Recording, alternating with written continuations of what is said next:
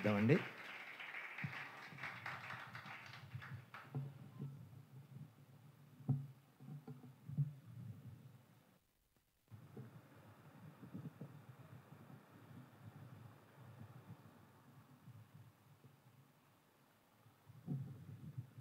మనమందరము మన బైబిల్ గ్రంథాన్ని చేతపట్టి రాత్రి పాడుకున్న బైబిల్ పల్లవి పాడుకుందాం.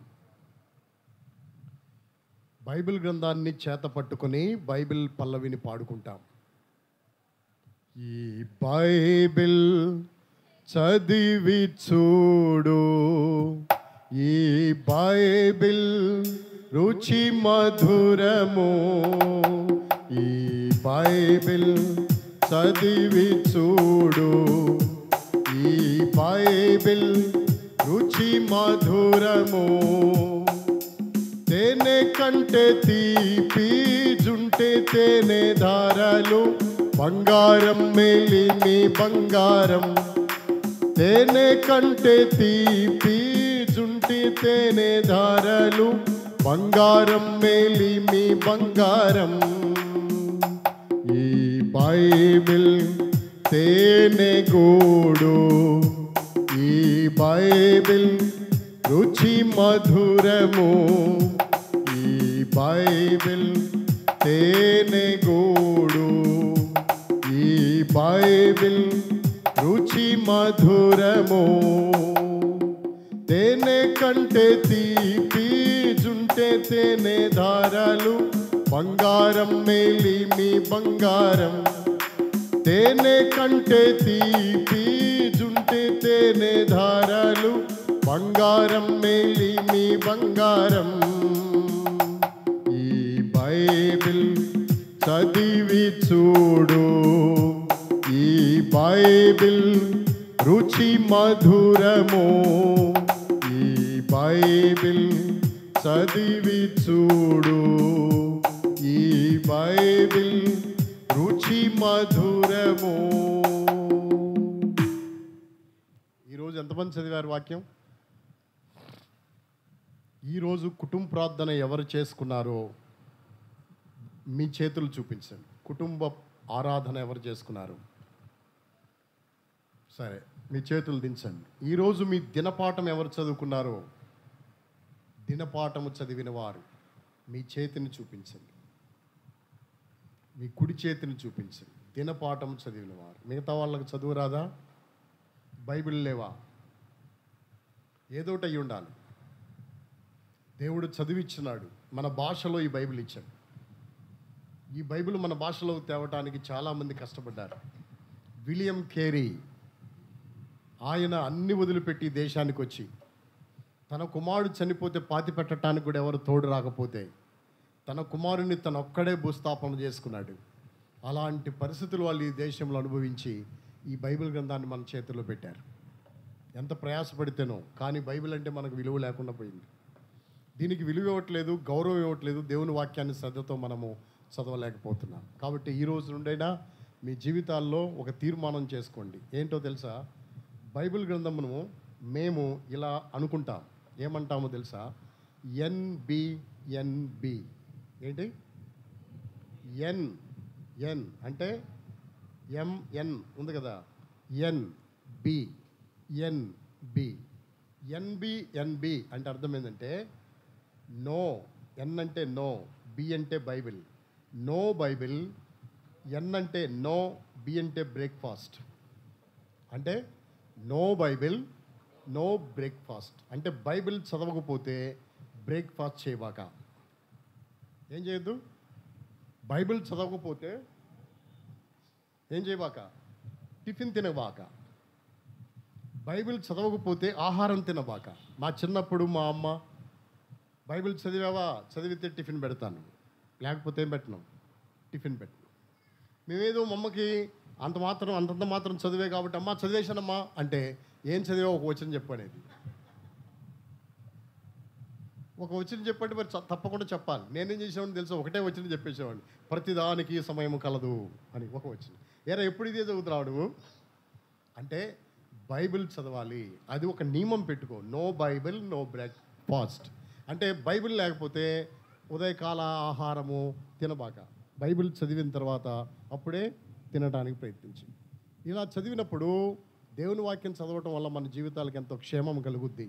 బైబిల్లో ఒక ఆయన అన్నాడు ఒక మాట, ఏమన్నాడు తెలుసా? ఇర్మియా గ్రంథం 15వ అధ్యాయం 16 వచనాన్ని చదవండి. ఇర్మియా గ్రంథం, జెరెమియా చాప్టర్ 15:16. ఇర్మియా గ్రంథం 15వ అధ్యాయం 16వ వచనం. నీ మాటలు నాకు దొరకగా, నీ మాటలు నాకు దొరకగా నేను వాటిని భుజించి తిని. సైన్యములకు అధిపతిగా యెహోవా, దేవా నీ పేరు నాకు పెట్టబడెను గనుక నీ మాటలు నాకు సంతోషమును నా హృదయమునకు ఆనందమును కలుగజేయుచున్నవి. ఏమన్నాడు తెలుసా ఆయన? నీ మాటలు నాకు దొరకగా నేను వాటిని ఏం చేశాను? భుజించాను, తిన్నాను. నీ మాటలు నేను తింటున్నాను. కాబట్టి దేవుని మాటలను భుజించాలి, తినాలి. దేవుని యొక్క మాటల్ని శ్రద్ధగా మనము తినాల్సిన అవసరం ఉంది. అందుకనే దేవుని వాక్యానికి ప్రాముఖ్యత ఇవ్వాలి. నిన్న కూడా మనం చెప్పుకున్నాం, నీ నామమంతటి కంటే నీవిచ్చిన వాక్యమును నువ్వేం చేసి ఉన్నావు? గొప్ప చేసి ఉన్నావు. దేవుని వాక్యము గొప్పది.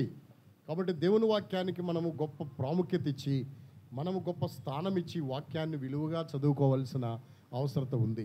అందుకనే దేవుని వాక్యంలో కొన్ని మాటలు మనం చదువుతూ వచ్చాం. నిన్నటి దినాన ఒక విషయాన్ని మనము ధ్యానం చేస్తూ మధ్యలో ఆపేసుకున్నాం, సమయం అయిపోయింది కాబట్టి. ఇప్పుడు దాన్ని పూర్తి చేసుకోవాల్సిన అవసరం ఉంది. అందుకే దేవుని వాక్యంలో నుండి కొరింథీయులకు రాసిన మొదటి పత్రిక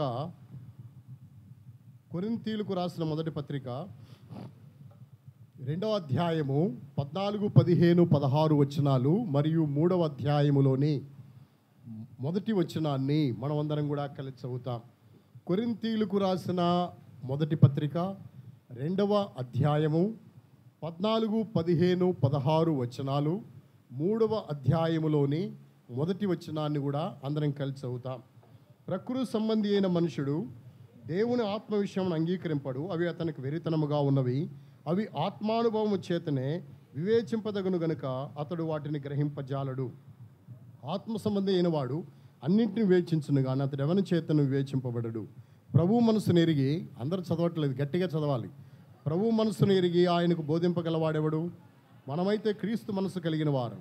సహోదరులారా, ఆత్మ సంబంధులైన మనుషులతో మాట్లాడినట్లు నేను మీతో మాట్లాడలేకపోతుంది. శరీర సంబంధులైన మనుషులేనియు క్రీస్తునందు పసిబిడ్డలేనియు మీతో మాట్లాడవలసి వచ్చింది. ఇప్పుడు 14వ వచనాన్ని ఓన్లీ బ్రదర్స్ మాత్రమే చదువుతారు, బ్రదర్స్ మాత్రమే. 15వ వచనాన్ని ఓన్లీ సిస్టర్స్ మాత్రమే చదువుతారు. 3వ అధ్యాయం మొదటి వచనాన్ని అందరం కలిసి చదువుతాం. బ్రదర్స్ స్టార్ట్ చేయండి.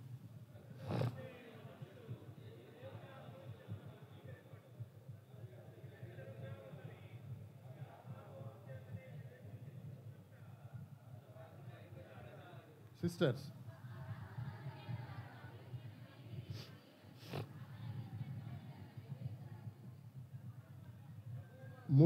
మూడవ అధ్యాయము మొదటి వచనం అందరం కలిసి. సహోదరులారా, ఆత్మ సంబంధమైన మనుషులతో మాట్లాడినట్లు నేను మీతో మాట్లాడలేకపోతుని, శరీర సంబంధమైన మనుషులని క్రీస్తును పసిబిడ్డలేని మీతో మాట్లాడవలసి వచ్చెను.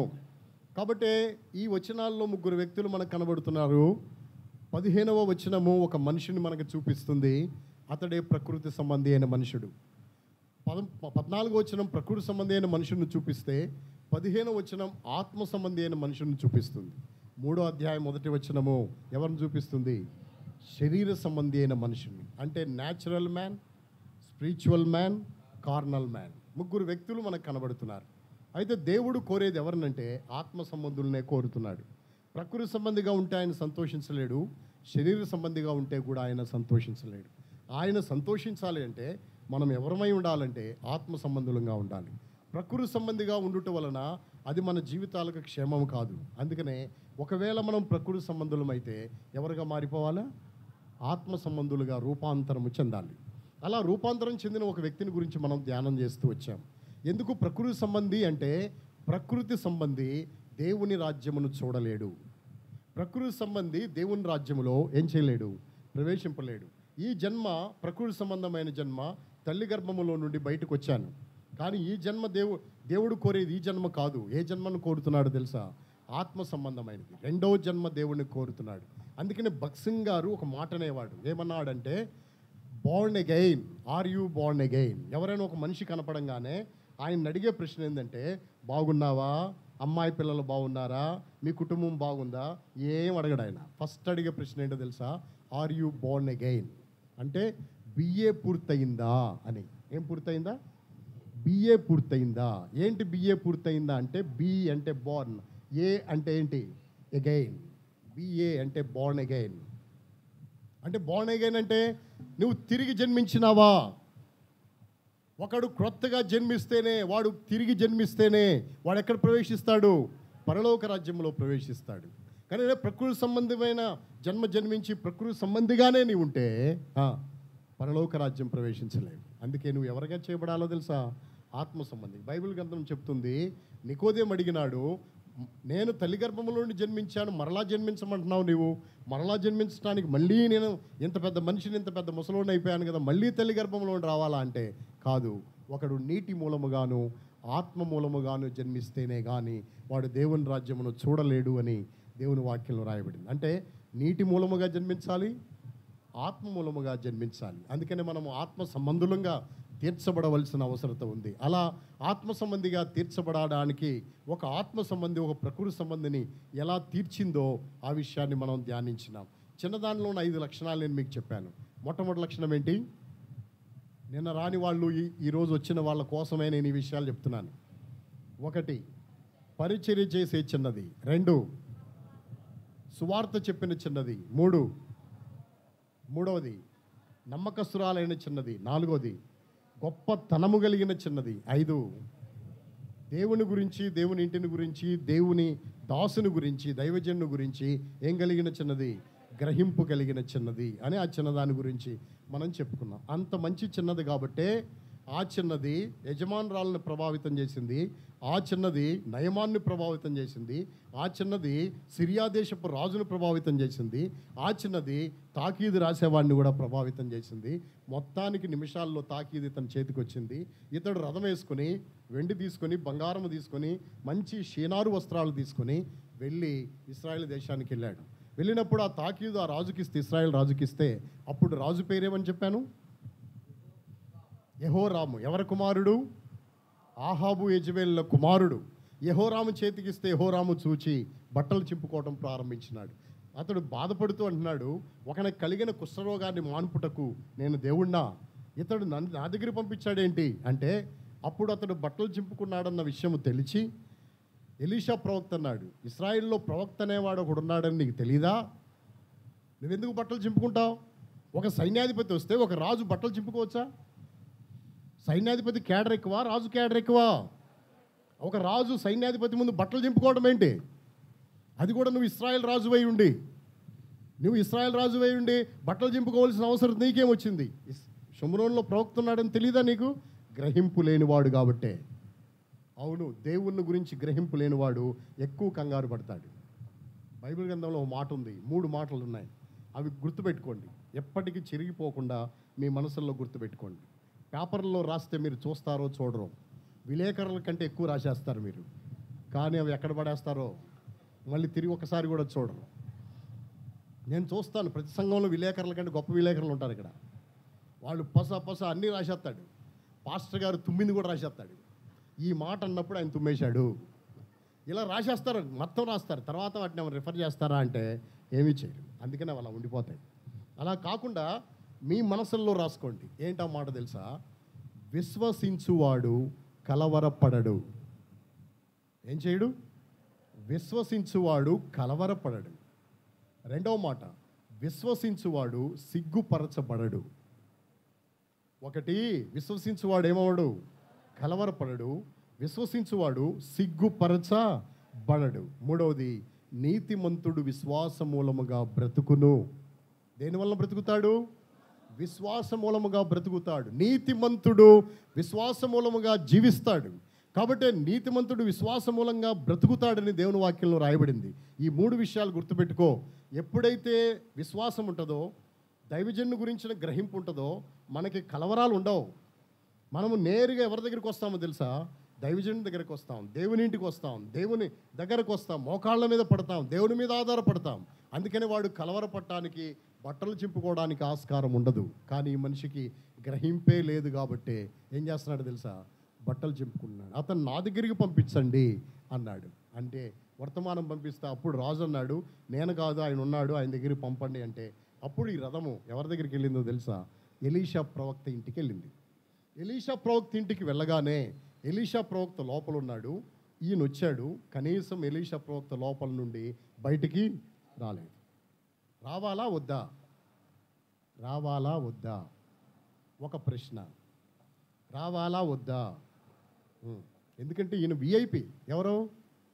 నయమాను వేరే దేశంలో సైన్యాధిపతి కాబట్టి మన దేశానికి వచ్చినప్పుడు అతన్ని మనం వివిఐపిగా చూడాలి. ఎవరిగా చూడాలి? Very very important person. చాలా ఇంపార్టెంట్ పర్సన్గా అతను చూడాలి. ఎందుకంటే ఆ దేశానికి చెందిన ముఖ్య నాయకుడు ఇతను. కాబట్టి అతన్ని మనం మంచి గొప్ప వ్యక్తిగా మనము అతన్ని చూడాలి. అతనికి సకల మర్యాదలు చేయాలి, సకల గౌరవాలు అతనికి ఇవ్వాలి. మరి రావాలా వద్దా? ప్రశ్న. రాలేదు. ఎందుకు రాలేదు? ఎందుకు రాలేదు? ఒకటి ప్రశ్న, గుర్తుపెట్టుకోండి ఈ ప్రశ్న. రెండవదిగా, రాకపోగా ఒక దూతను పంపించి అతను వచ్చాడు. అతన్ని యోర్దాను నదికి వెళ్ళి 7 సార్లు స్నానము చేసి శుద్ధుడు కమ్మని చెప్పు అంటే ఆయన వచ్చి, ఏమండి మీరంట యోర్దానికి వెళ్ళాలి, 7 సార్లు స్నానం చేసి మీరేమవ్వాలా? శుద్ధుడవ్వాలండి అన్నాడు. అంటే ఆయనకి ఏమొచ్చింది? కోపం. రౌద్రుడై వెళ్ళిపోయాడు. ఎందుకు కోపం వచ్చిందో కూడా నేను మీకు చెప్పాను. ఆయన అనుకున్నది ఎక్కడెక్కడ రోగం ఉంది అక్కడ చెయ్యాడిస్తాడు, రోగం పోద్దని అనుకొని వచ్చాడు. తప్పేం లేదు, అనుకున్నాడు. చాలా బాగా అనుకున్నాడు. అనుకొని వచ్చాడు. ఇక్కడికి వచ్చేసరికి మనిషే కనపడలేదు. చెయ్యి సంగతి తర్వాత, రోగం ఉన్న దగ్గర చెయ్యాడిచ్చే తర్వాత అసలు మనిషే కనపడలేదు అని చెప్పి అతడు చాలా కోపం తెచ్చుకొని తన దారిని వెళ్ళిపోతున్నాడు. ఎక్కడికి? నా దేశంలో ఉన్న అబా అనే నది, ఫరప్పర్ అనే నదులు ఉన్నాయి. ఆ నదులు ఈ యోర్దాను కంటే శ్రేష్టమైనవి కావా? అందులో నేను శుద్ధుణ్ణి కాలేనా అని చెప్పి మనుషుడు వెళ్ళిపోతున్నాడు. వెళ్ళిపోతా ఉన్నాడు. చాలా కోపంతో హై బీపీతో వెళ్ళిపోతున్నాడు. వెళ్ళిపోతా ఉంటే రథం తోలేవాడు అన్నాడు ఒక మాట. ఏమన్నాడు తెలుసా? ఏమండి సార్, మీకు అంత కోపం పనికిరాదు. ఎందుకో తెలుసా? ఆ కోపాన్ని బట్టే ఇంత పెద్ద రోగం వచ్చేసింది నీకు అని అన్నాడు అనుకో. కోపం పెరుగుద్దా తగ్గుద్దా? ఇంకా పెరిగిపోద్ది. ఊరుకోరా, నువ్వు అలా మాట్లాడతావు, నాకు అందుకు వచ్చిందా రోగం అని చెప్పి వాడు ఇంకా ఇంకా ఇంకా అనుకుంటాడు. వాడు ఏమన్నాడు తెలుసా? నాయనా ఏం చేస్తున్నావురా? ఏంది మీరిద్దరు మాట్లాడేది? మీ ఇద్దరు మాట్లాడేది ఇక్కడి నుండి మాట్లాడిస్తా. జాగ్రత్తగా వినాలి వాక్యం. ఇప్పుడు అక్కడ మనం చెప్పుకున్న మాట ఏంటి అంటే, నయమానుతో ఆ మనుషుడు ఏం మాట్లాడాడు తెలుసా? మీకింత కోపం ఉంది కాబట్టి ఇంత పెద్ద రోగం వచ్చింది మీకు, ఎందుకంత కోపం అనలా. వాడన్నాడు, నాయనా ఆయన ఇంకేమన్నా పెద్ద పని చెప్తే చేసేవాడివేనా కాదా? యోర్దాను నదిలో 7 సార్లు స్నానం చేసి శుద్ధుడవ్వన్న మాట ఏమాత్రపు మాట అది? అదేమన్నా పెద్ద మాట? అదేమన్నా గొప్ప మాట? అదేమన్నా బరువైన మాట? చాలా సామాన్యమైన మాటే కదా. ఏంటి సామాన్యమైన మాట? యోర్దాను నదిలో 7 సార్లు స్నానం చేసి శుద్ధుడు కమ్మనే మాట సామాన్యమైన విషయమే. ఉదాహరణకి ఆయనే నీ ఒంటి మీద ఉన్న బంగారం అంతా నిలువు దోపిడి ఇచ్చే అన్నాడు అనుకో, ఇచ్చేసేవాడువా కదా? ఇచ్చేసేవాడు. నీ తల నున్నగా గుండు చేయించేసుకునేవాడు అన్నాడు అనుకో, ఏం చేసేవాడివి? చేయించుకునేవాడు కదా. లేకపోతే నా మందిరం చుట్టూ పొరులు దండాలు పెట్టి అన్నాడు అనుకో, ఏం చేసేవాడివి? పొరులు దండాలు పెట్టుకుంటూ తిరుగుతూ ఉండేవాడు కదా.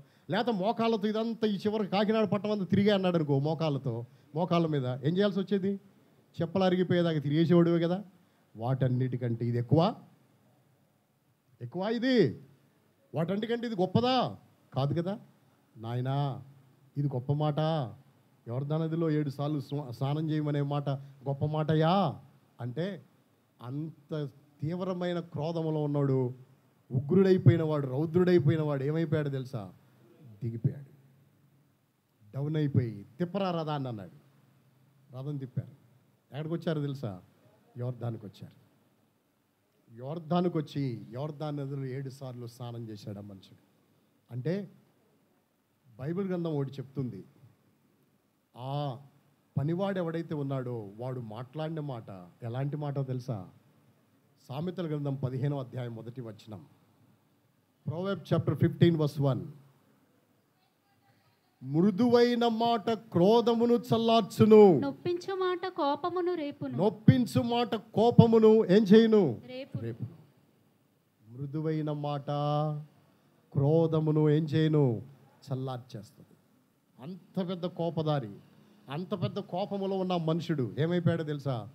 డౌన్ అయిపోయాడు, చల్లారిపోయింది అతని కోపం అంతా. చల్లారిపోయి వచ్చి ఏం చేశాడు తెలుసా? యోర్దానికి వచ్చేసారు. యోర్దానికి వచ్చి యోర్దాన్ నదిలో ఏం చేస్తున్నాడు? 7 సార్లు స్నానం చేయాలి.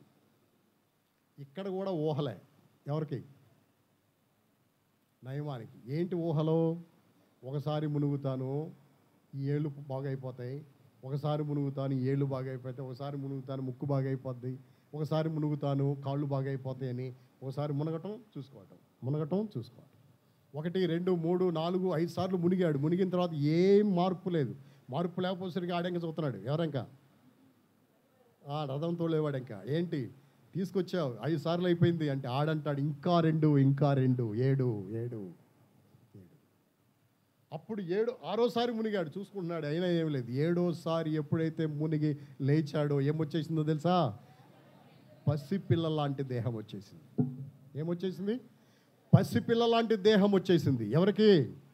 నయమానికి. ఇప్పుడు కుష్ఠరోగి అయిన నయమాను పసిపిల్ల లాంటి ఏం పొందాడు తెలుసా? నవనవలాడే దేహాన్ని పొందాడు. ఎంత గొప్ప నవనవలాడే దేహాన్ని మనుషుడు పొందగలిగినాడు అంటే అద్భుతంగా ఆ యొక్క దేహాన్ని తాను పొందగలిగినాడు. అయితే రెండవ ప్రశ్న ఒకటి ఉంది. ఏంటి ఆ ప్రశ్న అంటే, యోర్దాన్ నదిలో ఎన్నిసార్లు స్నానం చేయమన్నాడు? ఎందుకు 7 సార్లు? ఎందుకు 7 సార్లు? వాస్తవంగా పుష్కరాలప్పుడు గోదావరి నదిలో ఎన్నిసార్లు? 3. 12 సంవత్సరాలకు ఒకసారి వచ్చింది కాబట్టి 12 సార్లు మునగరు. ఎన్నిసార్లు మునుగుతారు? 3 సార్లు. కాబట్టి 3 సార్లు అంటే బాగుండు కదా, ఎందుకు 7 సార్లు? ఎందుకు 7 సార్లు? మొట్టమొదటి ప్రశ్న ఏంటి? నయమాను దగ్గరకు ఎలీషా ప్రవక్త ఎందుకు రాలేదు? రెండవ ప్రశ్న ఏంటి? యోర్దాన్ నదిలో 7 సార్లు ఎందుకు మునగమన్నాడు?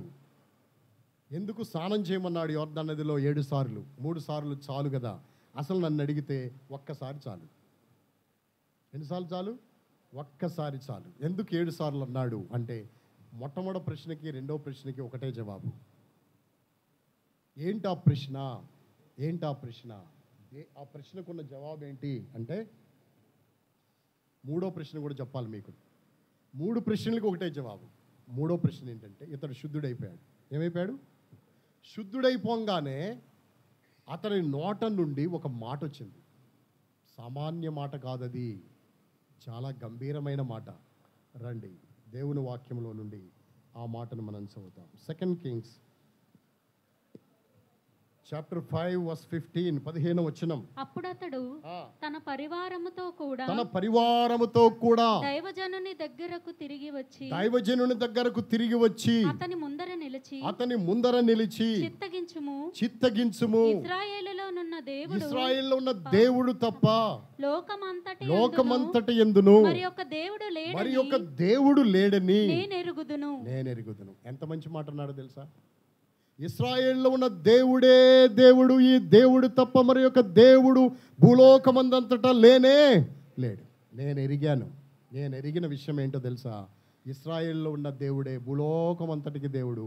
ఇంకా భూలోకంలో ఉన్న దేవుళ్ళందరూ దేవుళ్ళు కానదే విషయాన్ని తేటగా చెప్పాడు ఈ మనుషుడు. ఎవరో?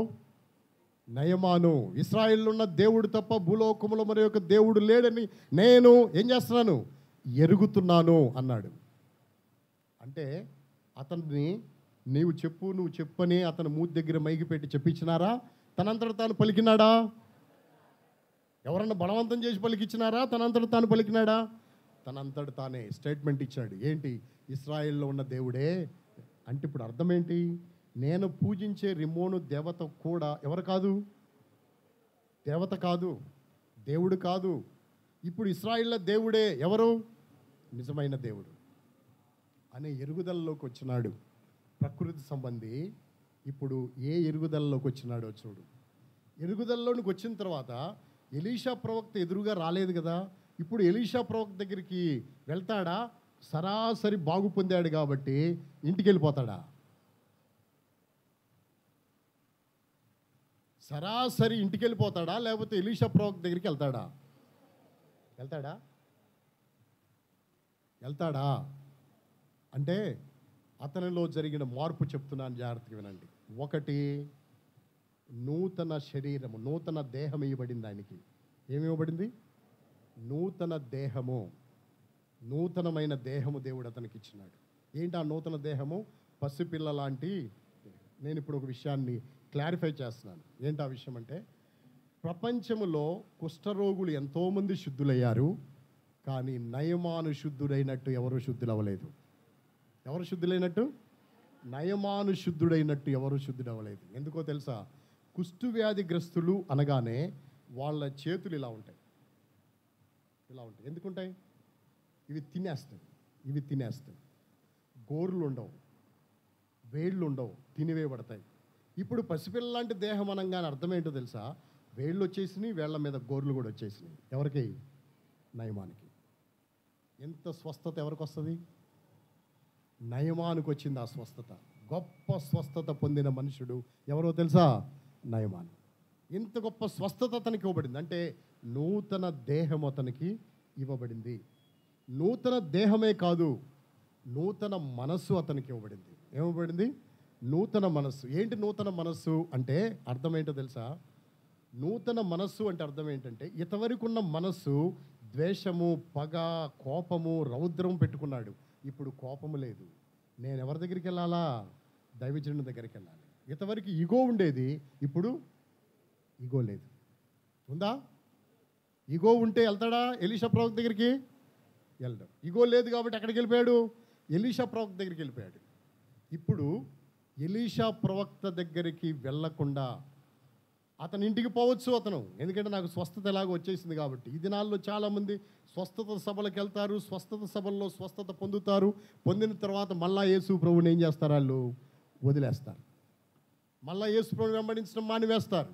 వాళ్ళకి ఇష్టం వచ్చినట్టు వాళ్ళ త్రాగుడు, వాళ్ళ వ్యసనాలు, వాళ్ళకుండే పరిస్థితుల్లోనే మునిగి తేలుతూ ఉంటారు. స్వస్థత సభల వల్ల వారు ఏదో ఒక మేలు పొందుతారు, కానీ ఆ మేలును బట్టి వాళ్ళు దేవుని వెంబడించిన వాళ్ళు కాదు. అందుకనే స్వస్థతలు ముఖ్యం కాదు, వాక్యం ముఖ్యం. ఏది ముఖ్యం? నీ ఆత్మీయ జీవితానికి ముఖ్యమైనది ఏంటో తెలుసా? వాక్యము. ఈ రోగం తగ్గుద్ది, ఇంకో రోగం వస్తుంది.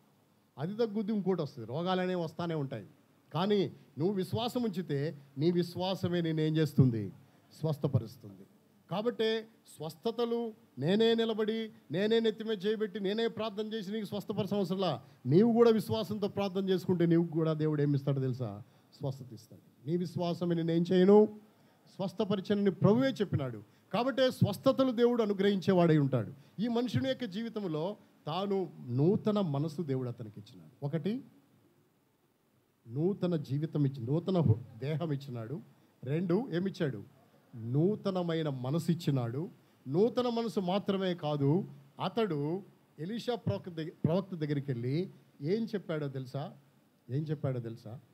వెండి, బంగారము, వస్త్రాలు ఇచ్చినాడు. ఎవరికి? ఎలీషా ప్రవక్త. తీసుకున్నాడా ఎలీషా ప్రవక్త? ఎందుకని? ఈయన ఇచ్చాడా లేకపోతే ఆయన అడిగాడా? ఆయన అడగలేదు కదా, ఈయనే ఇచ్చాడు. ఈయన ఇచ్చినప్పుడు ఆయన తీసుకోవచ్చు కదా. ఎవరైనా గిఫ్ట్ ఇస్తే తీసుకుంటామా, తీసుకోమా? ఏమండి, వద్దంటారా గిఫ్ట్లు? మా దగ్గర ఒక కుర్రోడు ఉన్నాడు.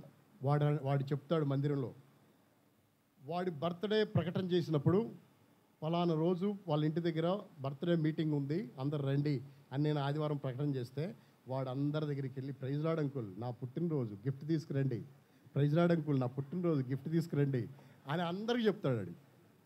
అంటే వాడికి ఏం కావాలి? గిఫ్ట్లు కావాలి. గిఫ్ట్లు వద్దనే వాళ్ళు ఎవరు ప్రపంచంలో? ఎవరు వద్దంటారు? ఒకవేళ వాళ్ళు ఇస్తానన్నా వద్దు వద్దు వద్దు అని గబాలను ఏం చేస్తాం? మనము తీసేసుకుంటాం. కొంతమంది ఏం చేస్తారో తెలుసా? వద్దు వద్దు వద్దు వద్దు వద్దు వద్దు అంటే మాటకి వద్దు, కానీ ఏంటి? మనసులో కావాలి. వద్దు వద్దు అంటారు, కావాలి మనసు చేయి చాపుతారు. ఇలాగూ కొంతమంది ఉంటారు. ఇలాంటి పరిస్థితులు ఉంటాయి. అంటే గిఫ్ట్ ఎవరు వద్దనుకోరు. ఎవ్వరు ఏమనుకోరు తెలుసా? వద్దనుకోరు. కాబట్టి ఇప్పుడు దైవజనుడికి కూతికి డబ్బులు ఇవ్వట్లేదు, బంగారము, వెండి, మంచి వస్త్రాలు ఇస్తున్నాడు. ఇస్తుంటే ఆయన అన్నాడు, యెహోవా జీవంతో నాకు అక్కర్లేదు. ఇప్పుడు మూడో ప్రశ్న, అంత బలవంతం చేసిన దైవజనుడు ఆ గిఫ్ట్, ఆ కానుక తీసుకుపోవటానికి గల కారణం ఏంటి? మొట్టమొదటి ప్రశ్న, నయమాను దగ్గరికి రాకపోవడానికి గల కారణం ఏంటి? ఎలీషా ప్రవక్త నయమాను దగ్గర రాకపోవడానికి కారణం ఏంటి? రెండవ ప్రశ్న, 7 మార్లు స్నానం చేయి అంటానికి గల కారణం ఏంటి? 7 అని సూచించడానికి కారణం ఏంటి? మూడో ప్రశ్న, అంత బహుమానం ఇచ్చిన ఏమన్నాడు? వద్దు అని తిరస్కరించడానికి గల కారణం ఏంటి? కారణం ఏంటో తెలుసా? ఒకటే కారణం. ఏం కారణం అంటే జాగ్రత్తగా అర్థం చేసుకోండి. ఆ కారణం ఏమంటే, దైవజనుడు రాలేదు, డబ్బు తీసుకోలేదు. ఏంటి కారణము అంటే, ఇప్పుడు ఈ మనుషుడు అక్కడికి వెళ్తాడు వాళ్ళ దేశానికి. నీవు కుష్ఠరోగివి కదా, పుచ్చిపోయిన చేతులు కాళ్ళు ఉండేవి కదా, ఇప్పుడేంటి ఇంత మంచి నవనవలాడే దేహం వచ్చింది నీకు, ఎంత ఖర్చు పెట్టావేంటి అంటే ఏం చెప్తారు? ఇన్ని కేజీలు బంగారం, ఇన్ని కేజీలు వెండి, ఇన్ని మంచి దుస్తుల వస్త్రాలు ఇచ్చినాను, అంత ఖర్చు చేశాను అని చెప్తాడు. ఇప్పుడు మహిమ ఎవరికి వెళ్తుంది? బంగారానికి వెళ్తుంది, డబ్బుకి వెళ్తుంది. ఎంత ఖర్చు పెడితే రోగం పోయిందంట అనే మహిమ దానికి వెళ్తుంది. ఇప్పుడు అవి తీసుకోపోబట్టి నేనేమి ఇవ్వాల, ఒక్క పైసా కూడా ఇవ్వాల. దైవజనుడు ఉన్నాడు, ఆ దైవజనుడు దేవుణ్ణి బట్టి చెప్పాడు. దాన్ని బట్టి నాకేమొచ్చిందో తెలుసా? స్వస్థత వచ్చింది. బేస్ తగ్గించు కొద్దిగా. కాబట్టి దానిని బట్టే నాకేమొచ్చిందో తెలుసా? స్వస్థత వచ్చింది నాకు.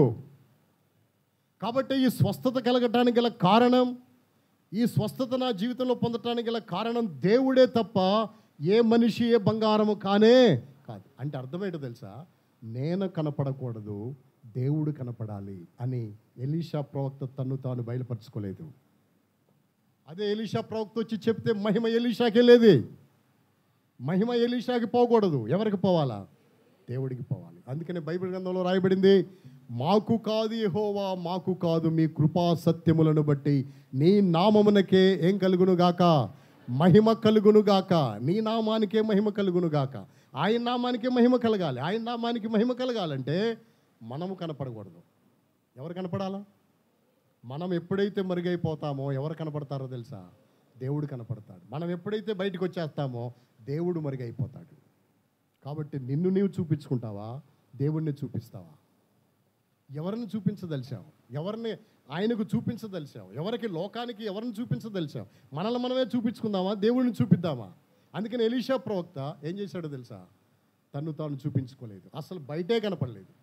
అతడు స్వస్థత పొంది తన అంతటా తాను వచ్చేదాకా అతనిలో దేవుడు, ఎలీషా ప్రవక్త తను తాను బయలుపరచుకోలేదు. ఇప్పుడు దేవుడు కనపడ్డాడు ఫస్ట్, ఆ తర్వాత ఎలీషా ప్రవక్త దగ్గరికి వచ్చాడు. ఫస్ట్ ఎవరు కనపడ్డాడు? నయమానికి దేవుడు. అందుకే అన్నాడు కదా, ఇశ్రాయేల్లో ఉన్న దేవుడు తప్ప భూలోకంలో మరి యొక్క దేవుడు లేడు. అంటే ఫస్ట్ దేవుడిని చూచాడు, దేవుడిని తెలుసుకున్నాడు. ఆ తర్వాత ఎలీషా ప్రవక్త దగ్గరికి వచ్చి కానుకలు సమర్పించినాడు. అంటే ఎంత గొప్ప ఎరుగుదలలోకి వచ్చినాడు ఈ మనుషుడు, ఎంత గొప్ప ఆత్మీయ స్థితిలోకి వచ్చాడు ఈ మనుషుడు. నూతన దేహం అతనికి ఇవ్వబడింది, నూతన ఏమి ఇవ్వబడిందో తెలుసా? నూతన మనసు ఇవ్వబడింది. అంతేకాదు అతని జీవితంలో అతను ఏమన్నాడు తెలుసా? నూతన హృదయం ఇవ్వబడింది. ఏమి ఇవ్వబడింది? నూతన హృదయం. ఏంటి నూతన హృదయమో తెలుసా? నూతన హృదయం ఏంటో తెలుసా? ఇశ్రాయేల్లో ఉన్న దేవుడు తప్ప భూలోకములో మరి యొక్క దేవుడు లేడు అని చెప్పగలిగినాడు. ఇది నూతన హృదయం అతని జీవితంలో, నూతనమైన గ్రహింపు అతని జీవితంలో. అంతేకాదు, నాలుగోదిగా నూతన తీర్మానము. ఏంటిది? నూతన తీర్మానం. ఏం తీర్మానము? క్రొత్త తీర్మానం చేసుకున్నాడు ఆ మనుషుడు. ఏంటా తీర్మానం? రండి చదువుతాం. 2వ రాజుల గ్రంథం 5వ అధ్యాయము. 2వ రాజుల గ్రంథం 5వ అధ్యాయములో 17వ వచనాన్ని చదవండి. అప్పుడు యెహోవాకు తప్ప దహన బలి అయినను మరి ఏ బలి అయినను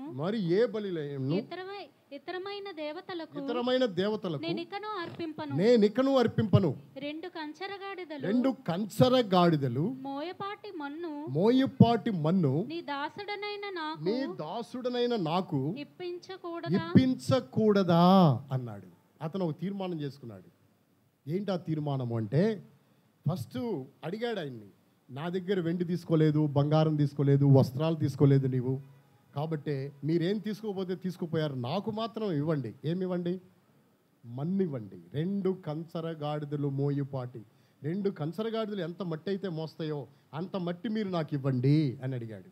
ఎందుకు మట్టి? మట్టి దేనికి? బొంగరాలు చేసుకుంటాడా, బొమ్మలు చేసుకుంటాడా?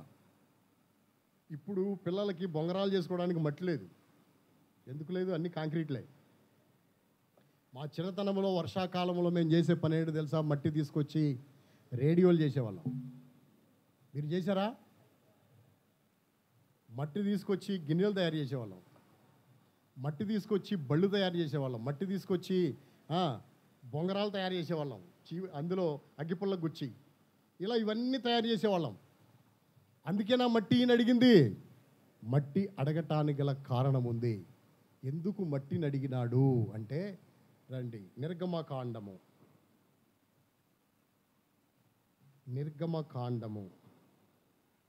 20వ అధ్యాయము 24వ వచనాన్ని చదవండి. 20వ అధ్యాయం 24వ వచనం. మంటి బలిపీఠమును నా కొరకు చేసి దాని మీద నీ దహన బలులను, సమాధాన బలులను, నీ గొర్రెలను, నీ ఎద్దులను అర్పింపవలెను. నేను నా నామమును జ్ఞాపకార్థముగా నుంచి 20:24 నిర్గమాకాండం 20:24. ఇంకొంతమంది తడుముకుంటున్నారు, చూడండి. 20:24 నేను జ్ఞాపకార్థముగా నుంచు ప్రతి స్థలములోను నీ యొద్దకు వచ్చి నిన్ను ఆశీర్వదించెదను. ఎందుకు అడిగాడో తెలుసా? మట్టి ఊరికి అడగలేదు.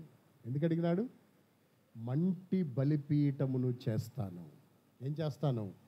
మా ఊరు వెళ్తాను, మా ఊరు వెళ్ళి ఈ మట్టితో, ఈ కంచరగాడిదలు మోసే మట్టితో ఏం కడతాను? బలిపీఠం కడతాను. బలిపీఠం కట్టి ఏం చేస్తానో తెలుసా? యెహోవాకే ఏమర్పిస్తాను? దహన బలి అర్పిస్తాను, ఇతరమైన బలులు అర్పిస్తాను. యెహోవాకు తప్ప ఇంకెవ్వరికి నేనేమర్పించను? బలి అర్పించను. అంటే ఇప్పుడు అతడు ఆత్మ సంబంధమైన వ్యక్తిగా మారిపోయినాడు. ఎవరిగా మారిపోయాడు? ఆత్మ సంబంధమైన వ్యక్తిగా. ఒకప్పుడు ఆ వ్యక్తి ఎవరో తెలుసా? ప్రకృతి సంబంధి అయిన మనుషుడు. ఇప్పుడు ఎవరో తెలుసా? ఆ వ్యక్తి ఆత్మ సంబంధమైన వ్యక్తి. ఒక ప్రకృతి సంబంధి ఆత్మ సంబంధిగా మారటానికి కారణం ఎవరో తెలుసా? ఆత్మ సంబంధి. ఎవరు ఆత్మ సంబంధి? ఇశ్రాయేలు దేశపు చిన్నది. చూడు, నయమాను జీవితం ఎంత అద్భుతంగా రూపాంతరం చెందిందో, నయమాను జీవితం ఎంత అద్భుతంగా మార్చబడిందో. అతడు ఇప్పుడు బలిపీఠం కట్టి యెహోవాకు బలర్పించే స్థాయిలోకి వచ్చినాడు. అతను ఆత్మ సంబంధాన్ని మీరు ఎలా చెప్పగలరు? రండి, పేతురు రాసిన మొదటి పత్రిక, 1 పీటర్, పేతురు రాసిన మొదటి పత్రిక 2వ అధ్యాయము 5వ వచనాన్ని చదవండి. యేసుక్రీస్తు ద్వారా దేవునికి అనుకూలములగు ఆత్మ సంబంధమైన బలులు అర్పించుటకు పరిశుద్ధ యాజకులుగా ఉండునట్లు మీరును సజీవమైన రాళ్లవలే ఉండి ఆత్మ సంబంధమైన మందిరముగా కట్టబడుచున్నారు. ఎలా కట్టబడుతున్నారు? ఆత్మ సంబంధమైన మందిరముగా సజీవ రాళ్లవలే ఉండి కట్టబడుచున్నారు. ఆత్మ సంబంధమైన దేవునికి ఆత్మ సంబంధమైన బలులర్పించే యాజకులుగా ఆత్మ సంబంధమైన మందిరంగా మీరు కట్టబడుతున్నారు. అంటే ఇప్పుడు ఈ మనుషుడు ఎవరిగా మార్చబడ్డాడు? ఆత్మ సంబంధిగా మార్చబడ్డాడు. ఏంటి ఆత్మ సంబంధి అంటే? యెహోవాకు తప్ప ఇంకెవరికి ఏమర్పించను? బలులు అర్పించను. యెహోవాకు తప్ప ఇంకెవరికి ఏమర్పించనన్నాడు. ఎందుకని అర్పించడు? ఎందుకంటే యెహోవాయే ఎవరు కాబట్టి? దేవుడు కాబట్టి. ఆయనే దేవుడు. అంటే ఇప్పుడు చెప్పు, ఎరక్కపోయినా దేవుడు విజయాలు ఇచ్చాడు, ఎరక్కపోయినా అతనికి పరాక్రమం ఇచ్చినాడు, అన్నీ ఇచ్చాడు. ఇచ్చి ఒక దినాన ఒక సదుపాయం ఏర్పాటు చేశాడు. ఏంటి ఆ సదుపాయం? కుష్టు. రెండో సదుపాయం ఏంటి? చిన్నది. మూడో సదుపాయం ఏంటి? ఎలీషా ప్రవక్త. నాలుగో సదుపాయం ఏంటి? యోర్దాను నది. ఐదో సదుపాయం ఏంటి? పనివాడు. ఏ పనివాడు? వాడు గనక చెప్పకపోతే ఎక్కడికి వెళ్ళిపోయాడు? అబా నదికి వెళ్ళిపోయేవాడు. వాడు చెప్పటం వల్ల ఎక్కడికి వచ్చేసాడు? వెనక్కి తిరిగి వచ్చేసాడు. ఇలాంటి సదుపాయాలన్నీ దేవుడు మానవుని కొరకు ఏం చేస్తాడో తెలుసా? ఏర్పాటు చేస్తాడు. ఆ మనిషి జీవితాన్ని మార్చడానికి ఈ సదుపాయాలన్నింటినీ దేవుడు మానవుని కొరకు ఏర్పాటు చేయగలిగేవాడై ఉన్నాడు. అందుకనే దేవుని వాక్యంలో మనం చెప్పుకున్నాం. ఏమనో తెలుసా? ఆ మనుషుల్లో మొట్టమొదటి నూతన దేహం ఇచ్చినాడు, నూతన మనసు ఇచ్చినాడు, నూతన ఏమిచ్చాడు తెలుసా? హృదయం ఇచ్చినాడు, నూతన నడకిచ్చినాడు. నడకంటే ఆ మనుషుడు ఇంటికి వెళ్ళిపోవాలి. మాటి మాటికి ఆ రథం అటు తిరిగిపోతుంది. అటు తిరిగిపోకుండా ఎటు తిరిగిపోవాలి? ఇప్పుడు ఎలీషా ప్రవక్త దగ్గరికి తిరిగిపోవాలి ఆ రథం. ఇప్పుడు ఎలీషా ప్రవక్త దగ్గరికి వెళ్ళిపోయింది ఆ రథం. తిరిగి ఐదోదిగా నూతన తీర్మానం ఇచ్చినాడు. ఏంటి తీర్మానం? యెహోవాకు తప్ప ఇంకెవరికి ఏం అర్పించను? బలి అర్పించను. ఎవరికి అర్పిస్తాను? యెహోవాకు మాత్రమే అర్పిస్తాను. ఎంతటితో అయిపోయిందా? అయిపోలా. చాలా గొప్ప చరిత్ర ఉంది ఇంకా. ఏంటి ఆ చరిత్ర అంటే, సిరియా దేశానికి రాజధాని ఏది? దమస్కు. దమస్కేనా? ఇంకేమైనా డౌట్ ఉందా? రండి లేఖనంలో చూద్దాం. యెషయా గ్రంథం 7వ అధ్యాయం 8వ వచనం.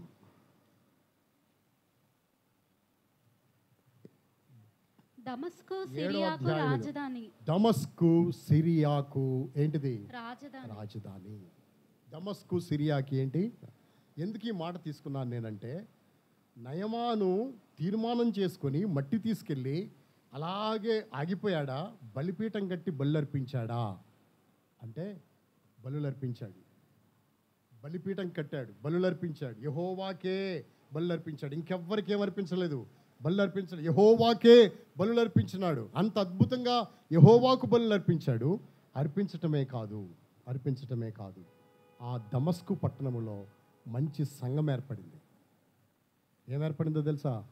సంఘం ఏర్పడింది. ఎవరి వల్ల ఈ సంఘమో తెలుసా? చిన్నదాని వల్ల సంఘం ఏర్పడింది. ఎక్కడా? దమస్కులో. అపోస్తులైన పౌలు సౌలుగా ఉన్నప్పుడు దమస్కులో వాళ్ళని చంపడానికి వెళ్తున్నాడు. ఎవరిని చంపడానికి వెళ్తున్నాడు? దమస్కులో ఉన్న వాళ్ళని చంపడానికి వెళ్తున్నాడు. పత్రికలు తీసుకొని, సమాజం వారి దగ్గర పత్రికలు తీసుకొని వాళ్ళని చంపడానికి అక్కడికి వెళ్తా ఉన్నాడు. అక్కడ ప్రార్థించే వాళ్ళు ఉన్నారు. పరిశుద్ధ సంఘం అక్కడ ఉంది. దేవుని ప్రజలు అక్కడ ఉన్నారు. క్రీస్తును కలిగిన వాళ్ళు అక్కడ ఉన్నారు. వాళ్ళందరినీ చంపడానికి మనుషుడు వెళ్ళిపోతున్నాడు. ఎక్కడికి? దమస్కు. వెళ్తా ఉండగా దేవుడు దర్శించినాడు. ఎవరిని దర్శించాడు? ఎవరిని? సౌలుని దర్శించినాడు. అతడు కింద పడ్డాడు. అతనికి ఓ స్వరం వినబడుతుంది, సౌలా సౌలా నువ్వు నన్ను ఎందుకు హింసించున్నావు? అతను అన్నాడు, నువ్వెవడో ప్రభువా అంటే, నువ్వు హింసించే నజరేయుడైనా యేసుని నువ్వు హింసించేవాడిని నేనే అంటే, అప్పుడు ప్రభువా నేనేం చేయాలి? నువ్వేం చేయొద్దు.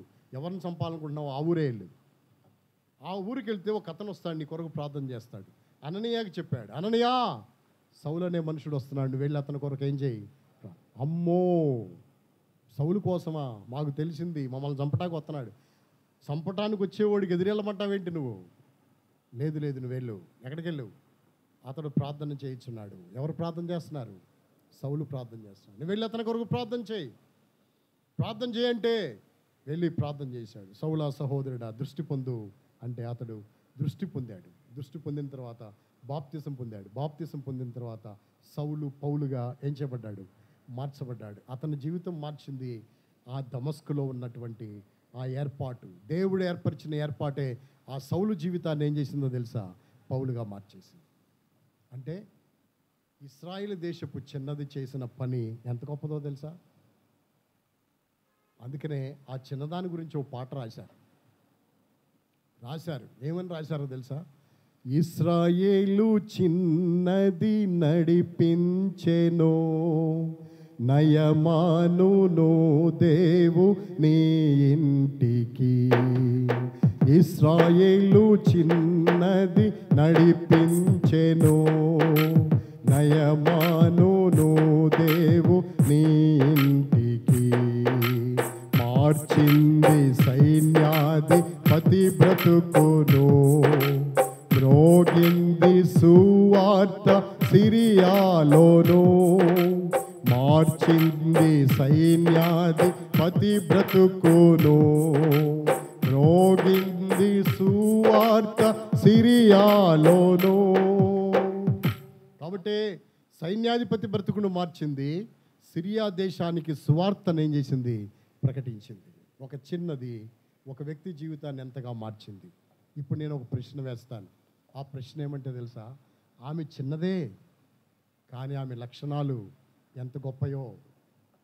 నువ్వు పెద్దదానివే, నువ్వు పెద్దవాడివే, నీ లక్షణాలు దొడ్డవా, పనికిరానివా? ఏ లక్షణాలు కలిగి ఉన్నావు? ఎలాంటి లక్షణాలు మన జీవితాల్లో మనం కలిగి ఉన్నాం? ఒక్కసారి పరీక్షించుకో. ఇశ్రాయేలు దేశపు చిన్నదానిలో ఉన్న లక్షణాలు ఎంత అద్భుతమైనవి.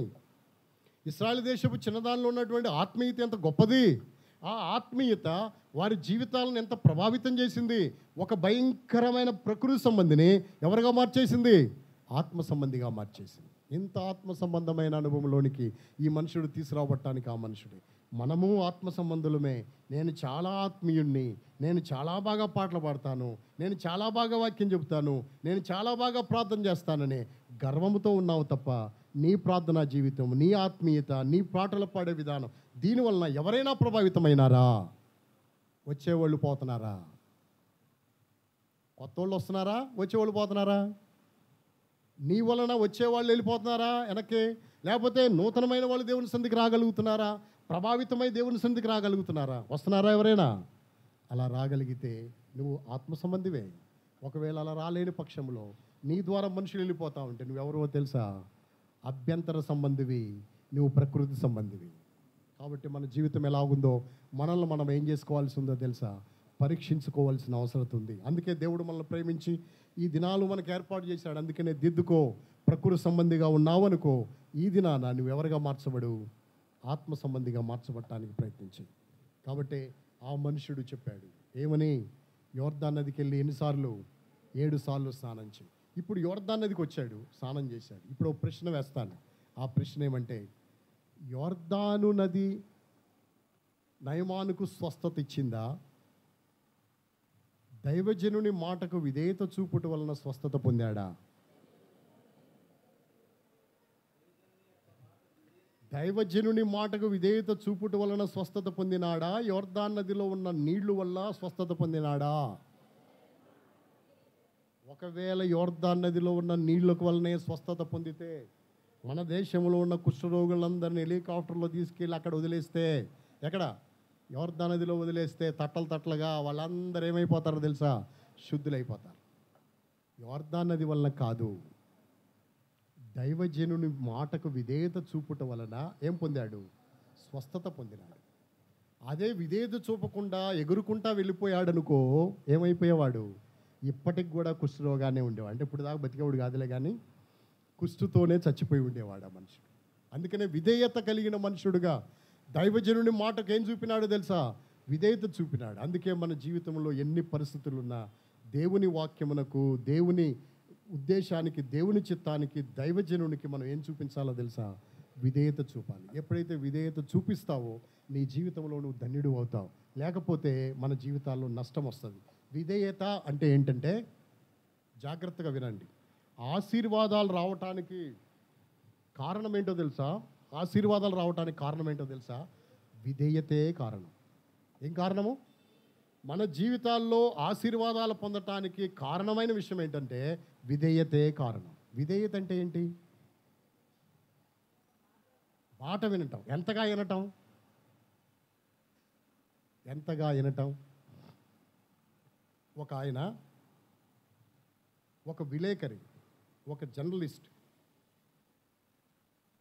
ఆ అడవిల్లోకి వెళ్ళిపోయాడు.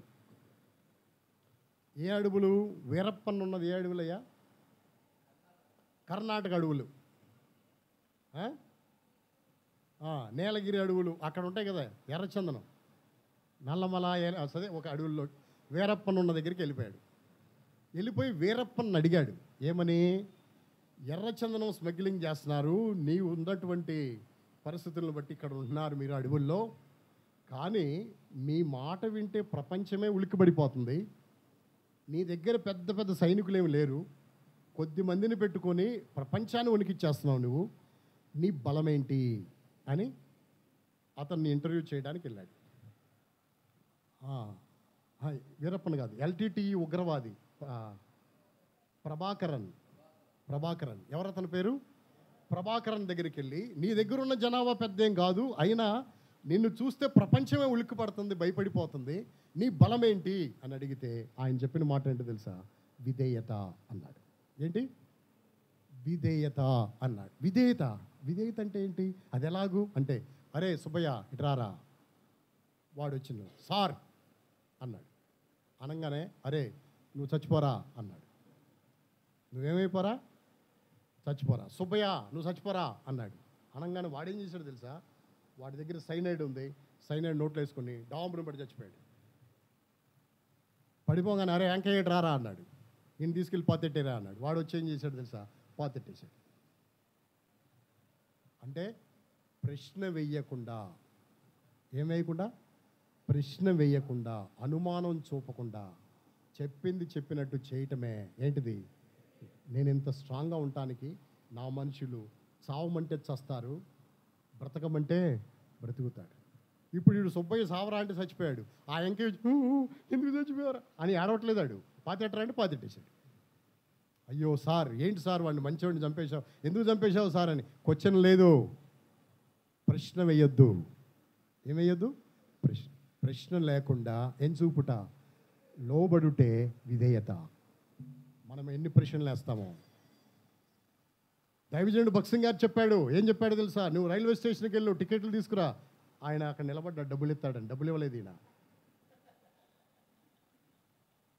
ఆయన దగ్గర డబ్బులు లేవు, ఈయన దగ్గర డబ్బులు లేవు, టికెట్లు తీసుకురా అన్నాడు. ఆయన అక్కడ నిలబడ్డాడు. బ్రదర్ డబ్బులు అయితే నువ్వు పక్కెళ్ళి, బ్రదర్ నువ్వురా, నువ్వు వెళ్ళు తీసుకురా. ఆయన వెళ్ళాడు. వెళ్ళిన తర్వాత అక్కడికి వెళ్ళి క్యూలో నిలబడ్డాడు. డబ్బులు ఉన్నాయి ఆయన దగ్గర? లేవు. లేకుండా క్యూలో నిలబడి ఆయన దగ్గరికి వచ్చేసరికి ఓ బ్రదర్ వచ్చాడు. బ్రదర్ మీకు ఎన్ని టికెట్లు కావాలని ఆయనే డబ్బులు కట్టి టికెట్లు ఈయన చేతిలో పెట్టాడు. ప్రశ్న వేయొద్దు, విధేయత చూపు. ప్రశ్న వేయకుండా చూపేదే ఏంటో తెలుసా? విధేయత. ఎలా విధేయత చూపుతావా దేవుని మాటకి? దేవుని మాటకు అలా విధేయత చూపిన వాళ్ళు దీవించబడ్డారు. అలా దేవుని మాటకు విధేయత చూపిన వాళ్ళు గొప్పవాళ్ళు అయిపోయారు. బైబిల్ గ్రంథంలో రాయబడింది, ఈ దీవెనలన్నీ నీ మీదకి వచ్చి ప్రాప్తించును. నువ్వు తలగా ఉంటావు, నువ్వు తోకగా ఉండవు. నువ్వు పైవాడగా ఉంటావు, నువ్వు కిందవాడగా ఉండవు. నువ్వు అప్పు ఇచ్చు వాడగా ఉంటావు, అప్పు పుచ్చుకుని వాడవుగా ఉండవు. ఈ దీవెనలన్నీ నీకు వచ్చి ప్రాప్తించునని దేవుడు చెప్తుంటే మనం ఇంకా దరిద్రంగానే ఉన్నాం. ఎందుకని? విధేయత లేదు మన జీవితాల్లో. దేవుని మాటకు ఏం చూపమో తెలుసా? విధేయత చూపం. అనుమానం చూపిస్తాం.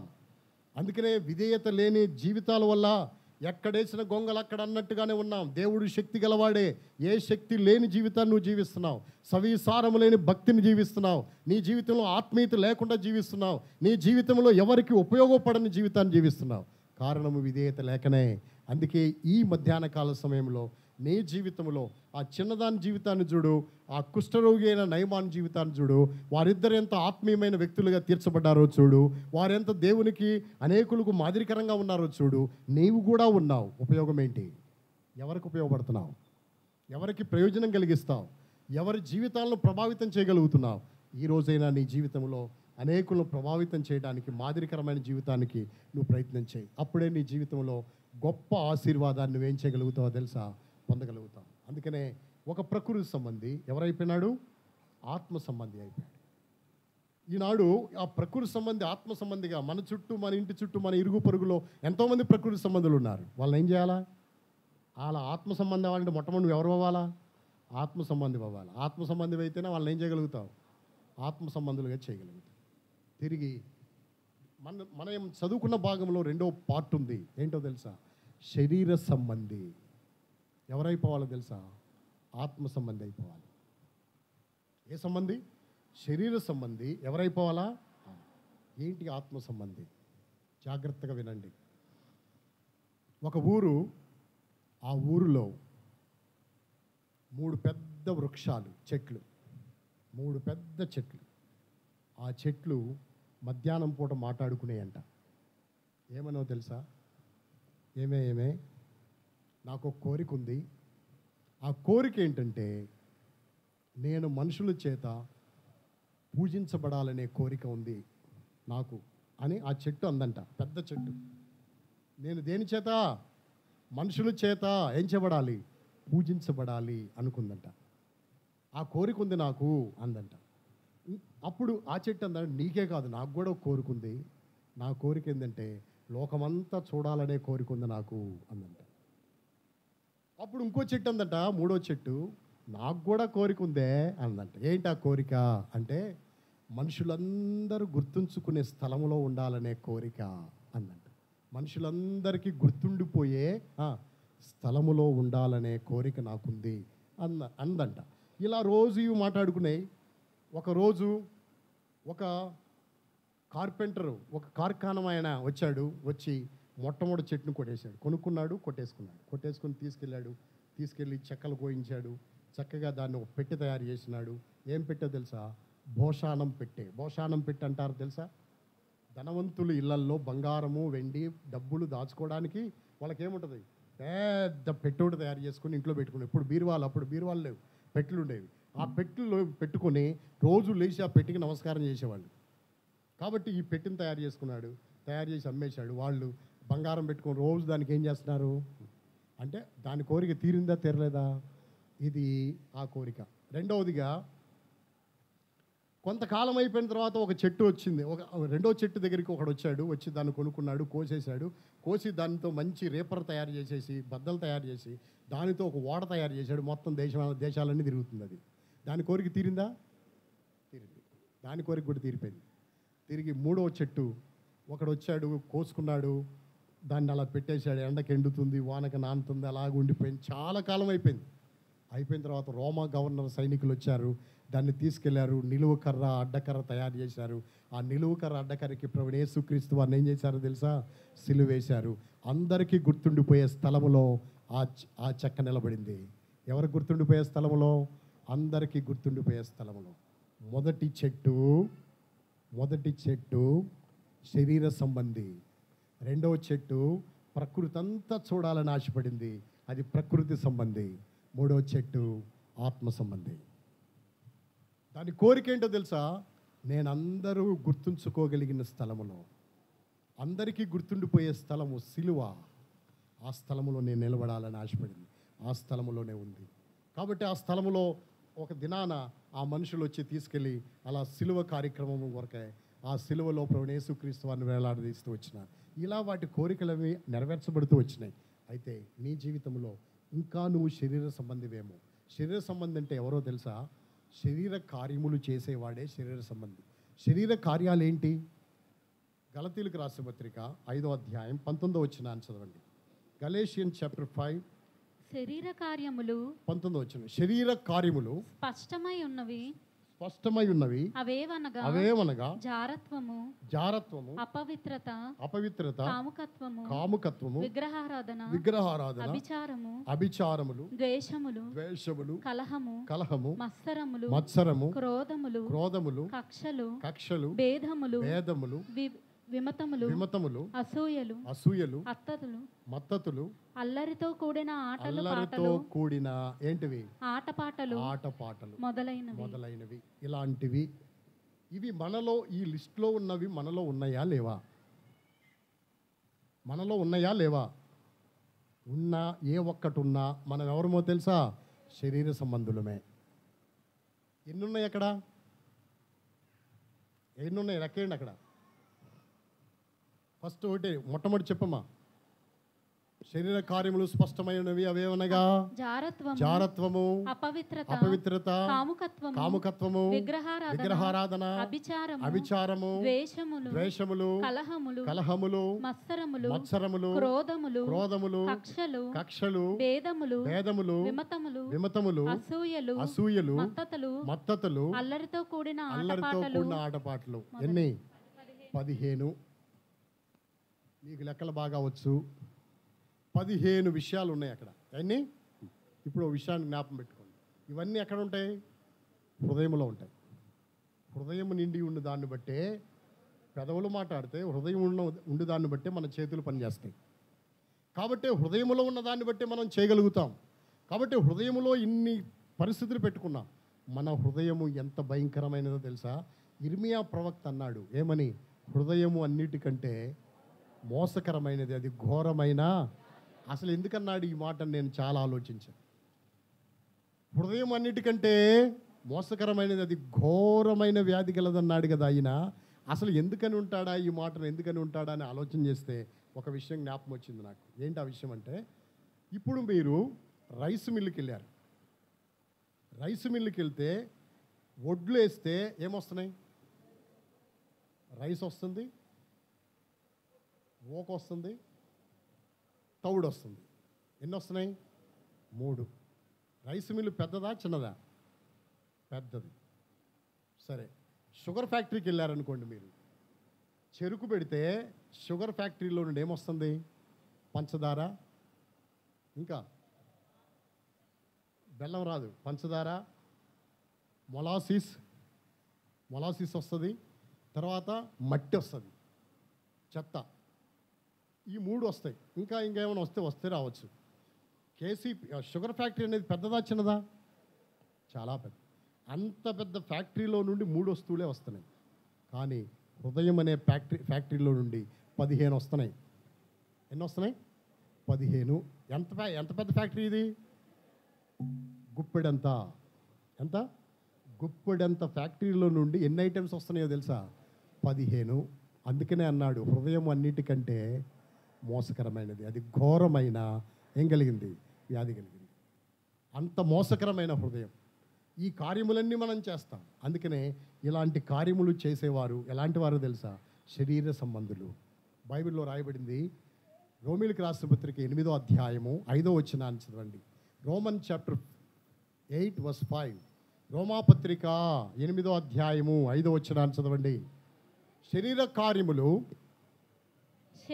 శరీరానుసారులు శరీర విషయముల మీద మనస్సునుంతురు, ఆత్మానుసారులు ఆత్మ విషయముల మీద మనస్సునుంతురు. శరీరానుసారమైన మనస్సు మరణము, ఆత్మానుసారమైన మనస్సు జీవమును సమాధానమునై ఉన్నది. ఆత్మానుసారమైన మనస్సు జీవము, సమాధానం. శరీరానుసారమైన మనసు ఏంటి?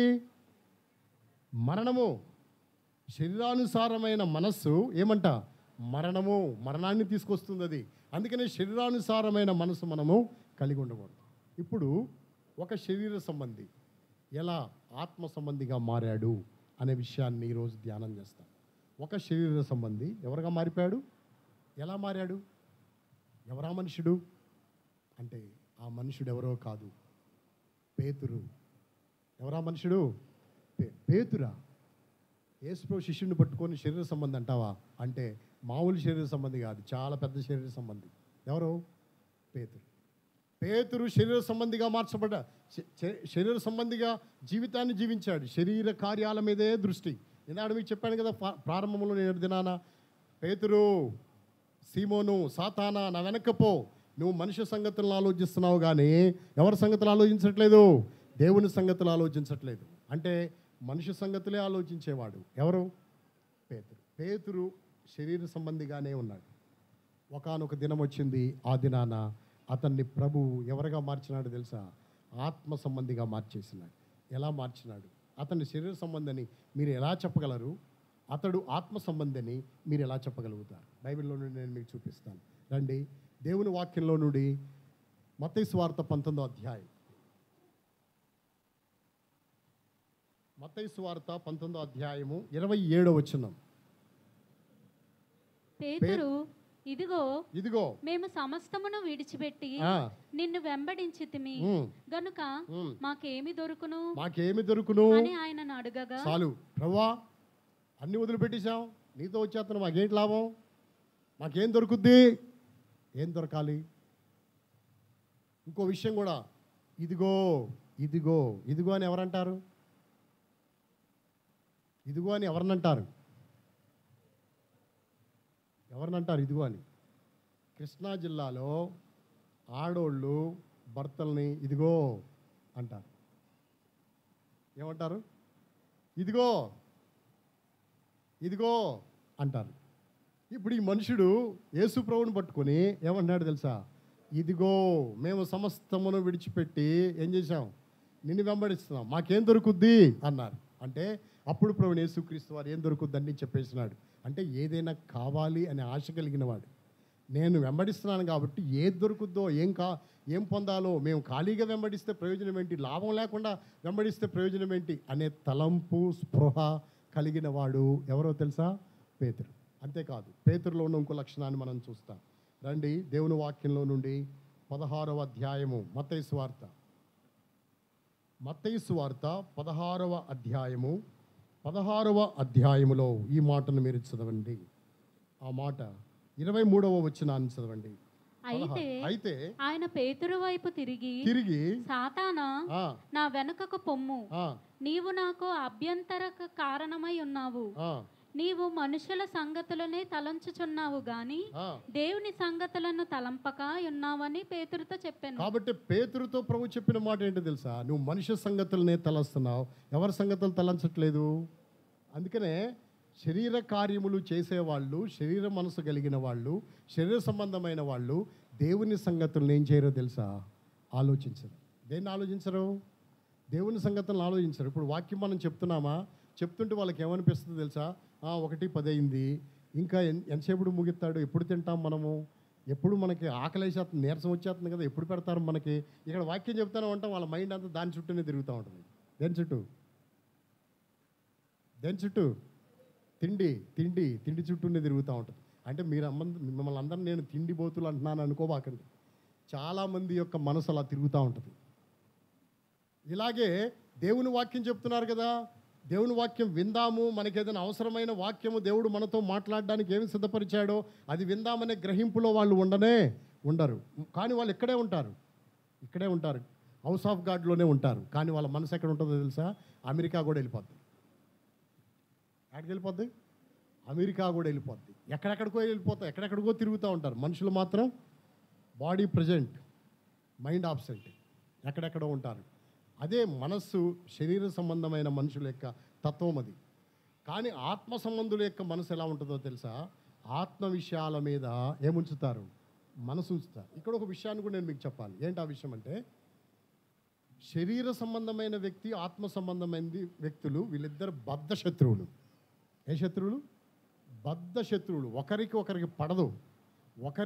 అసలు పడదు. ఎందుకంటే ఒకదానికొకటి విరోధంగా పనిచేస్తాయి. ఆ మాట కూడా చూడండి. గలతీలకు రాసిన పత్రిక, గలతీలకు రాసిన పత్రిక 5వ అధ్యాయము 16-17 వచనాలు. నేను చెప్పునదేమనగా ఆత్మానుసారముగా నడుచుకొనుడి, అప్పుడు మీరు శరీరేచ్ఛను నెరవేర్చరు. శరీరము ఆత్మకును ఆత్మ శరీరమునకును విరోధముగా అపేక్షించును. ఇవి ఒకదానికొకటి వ్యతిరేకముగా ఉన్నవి గనక మీరు ఏవి చేయ నిశ్చయింతురో వాటిని చేయకుంటారు. ఒకదానికొకటి ఎలా ఉంటాయంట? విరోధంగా ఉంటాయి. ఇప్పుడు మన ఆత్మ చెప్పుద్ది ఏమని? ఈరోజు ఉదయకాలము 4 గంటలకు లేచి మోకరించి నేనేం చేయాలి? ప్రార్థన చేయాలి. ఇది నీ ఆత్మ యొక్క తీర్మానం. ఆత్మీయంగా నువ్వు తీర్మానం చేసుకున్నావు. తర్వాత ఏమైందో తెలుసా? కరెక్ట్గా 4 గంటలకు అలారం కొట్టింది. అలారం కొట్టంగానే నేను లేచిపోయి ప్రార్థన చేస్తానని అనుకుంటే, అప్పుడేనా? చాలా టైం ఉంది కదా, కాసేపు పడుకో. చేసుకోవచ్చు ప్రార్థన, ఎప్పుడైనా చేయొచ్చు. ఇప్పుడే చేస్తావా? కాసేపు పడుకో. అసలు రాత్రి నీ సరిగ్గా నిద్ర పట్టలేదు కదా, కాసేపు పడుకో అంటే సరే అని అలా పడుకుంటా. అలా పడుకొని 4 గంటలకి పడుకొని 7ంటికి లేస్తావు. ఎన్నింటికి? 7ంటికి లేస్తావు. అప్పుడు దాకా నిద్ర పట్ట నీకు బలమైన నిద్ర ఎప్పుడు పడుతుందో తెలుసా? అప్పుడే పడుతుంది. ఎందుకు పడుతుందో తెలుసా? ఇది శరీరము నిన్ను జోకొడుతుంది. శరీరము నీకు ఇచ్చే సదుపాయం ఇది. కాబట్టి ఏమి చేయాలని నువ్వు నిశ్చయించుకుంటావో దాన్ని నువ్వేం చేయలేవో తెలుసా? చేయలేవు. ఇది చేయాలనుకుంటావు, అది నువ్వేం చేయలేవు, అది జరిగించలేవు. కారణము ఒకదానికొకటి ఏమైందో తెలుసా? విరోధమైంది. ఒక ఇంట్లో తెల్లపిల్లి, ఒక ఇంట్లో నల్లపిల్లి, 2 బలంగా ఉన్నాయి. తెల్లపిల్లి, నల్లపిల్లి 2 బలంగా ఉన్నాయి. బలంగా ఉన్నప్పుడు ఈ 2 పిల్లులు గొడవ పడితే ఏది గెలుస్తుంది?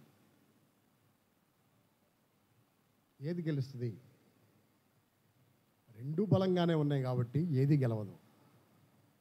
కొన్ని రోజులు తెల్లపిల్లికి ఆహారం బాగా పెట్టి నల్లపిల్లికి ఆహారం పెట్టకపోతే ఇవి గొడవ పడితే ఏది గెలుస్తుంది?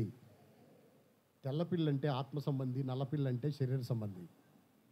అంటే నువ్వు దేన్ని ఎక్కువ పోషించుకుంటే అది గెలుస్తుంది, నువ్వు దేన్ని పట్టించుకోకపోతే అది ఏమవుద్ది? ఓడిపోద్ది. శరీరాన్ని పట్టించుకుంటావా, ఆత్మను పట్టించుకుంటావా? అందుకనే బైబిల్ గ్రంథం చెప్తుంది, ఆత్మ విషయమై దీనులైన వారు ధన్యులు, పరలోక రాజ్యము ఇదే. రాత్రి వర్తమానం మనకి ఏది? ఆత్మ సంబంధి. ఆత్మ సంబంధి అంటే ఆత్మ విషయమై దీనులైన వారు ధన్యులు, పరలోక రాజ్యము వారిది. చాలా డిఫరెంట్ సబ్జెక్ట్ అది, చాలా ప్రశ్నలతో ఉన్న సబ్జెక్ట్ అది. కాబట్టి చాలా పెందల కడ సిద్ధపడి రండి. ఆత్మ సంబంధి, ఆత్మ విషయమై దీనులైన వారు ధన్యులు, పరలోక రాజ్యము వారిది. కాబట్టి ఆత్మ విషయమైన అన్వేషణ మన జీవితాల్లో మనం ఏం చేయాలా? కలిగి ఉండాలి. ఆత్మను గురించిన ఆలోచన మనం కలిగి ఉండాలి. అందుకనే ప్రభు ఒక మాట చెప్పాడు, ఆత్మ సిద్ధమే కానీ శరీరం ఏంటి? బలహీనము. కాబట్టి ఆత్మ సిద్ధమే, శరీరం బలహీనం కనుక ఆత్మీయంగా నడుచుకోవాలంటే శరీర కార్యాలను చంపేయాలి. శరీర కార్యాలను ఏం చేయాలా? చంపేయాలి. చంపేస్తే నువ్వు ఎలా నడుచుకుంటావు? ఆత్మీయంగా నడుచుకుంటావు. లేదు, శరీర కార్యాలే నువ్వు చేసావనుకో, ఆత్మీయంగా నువ్వు నడుచుకోలేవు. కాబట్టి ఈ విషయాన్ని గుర్తుపెట్టుకో. ఈ మనుషుని జీవితంలో ఒక శరీర సంబంధి ఎలా ఆత్మ సంబంధి అయినాడో చెప్తాను రండి. దేవుని వాక్యంలో మత్తయి సువార్త 16వ అధ్యాయంలో ఈ మాటను మనం చదువుతాం. 16వ అధ్యాయంలో 23వ వచనాన్ని చదువుతాం. అయితే ఆయన పేతురు వైపుకు తిరిగి సాతానా నా వెనుకకు పొమ్ము, నీవు నాకు అభ్యంతర కారణమై ఉన్నావు, నీవు మనుషుల సంగతులనే తలంచున్నావు గాని దేవుని సంగతులను తలంపకై ఉన్నావని పేతురులో ఉన్న లక్షణం ఏమిటంటే, మొట్టమొదటి లక్షణం ఏంటంటే మనుష్య సంగతులను తలంచుట, దేవుని సంగతులు పక్కన పెట్టడం. ఎవరి సంగతులు తలంచటము? మనుష్య సంగతులే తలంచటం. దేవుని సంగతులను ఏం చేయటమో తెలుసా? పక్కన పెట్టేసేయటం. అంటే ఇంకా దేవుని సంగతులు పట్టవతనికి, దేవుని కార్యాలు అతనికి పట్టవు. దేవుడు ఏం చెప్తాడో తెలుసా? నా రాజ్యమును నా నీతిని మొదట వెదకండి, అప్పుడు మీకు అక్కరగా ఉన్నవేమో అవన్నీ దేవుడు ఏం చేస్తాడో తెలుసా? అనుగ్రహిస్తాడు. మా అమ్మ మా నాన్న అనేది ఒక్కోసారి ఏమనేదంటే, దేవుడు పరిచర్యను వెళ్ళిపోతావు, చిన్నపిల్లోడని చూడకుండా, జ్వరం వచ్చింది వాడిని పట్టించుకోకుండా, దేవుని పని అని చెప్పి అక్కడే ఉండిపోతావు, వారాలు ఉండిపోతావు, ఇంట్లో ఎట్లా పరిస్థితులు, ఇవన్నీ ఎలా పరిస్థితులు అంటే మా నాన్న చెప్పేవాడు ఒక మాట, నేను దేవుని పని చేస్తే నా పని దేవుడు చేస్తాడు. నేను ఎవరి పని చేస్తే? నేను దేవుడి పని చేస్తే దేవుడు ఏం చేస్తాడు? నా పని చేస్తాడు. కాబట్టి దేవుని పని మనం చేయాలి, దేవుని సంగతులను మనం తలంచాలి. ఆ సంగతులను తలస్తేనే మనము దైవికంగా ఉండగలిగిన వారంగా ఉంటాం. లేకపోతే మనుష్య సంగతులను తలంచటం వలన మన జీవితాల్లో నష్టమే. ఈ మనుషుడు ఎప్పుడు చూడు దేవుని సంగతుల కంటే ప్రాముఖ్యత దేనికి ఇస్తాడో తెలుసా? మనుష్య సంగతులకే ఇస్తాడు. ఇది మొట్టమొదటి లక్షణం. ఎవరిలో? పేతురు. రెండవ లక్షణం చూద్దాం రండి.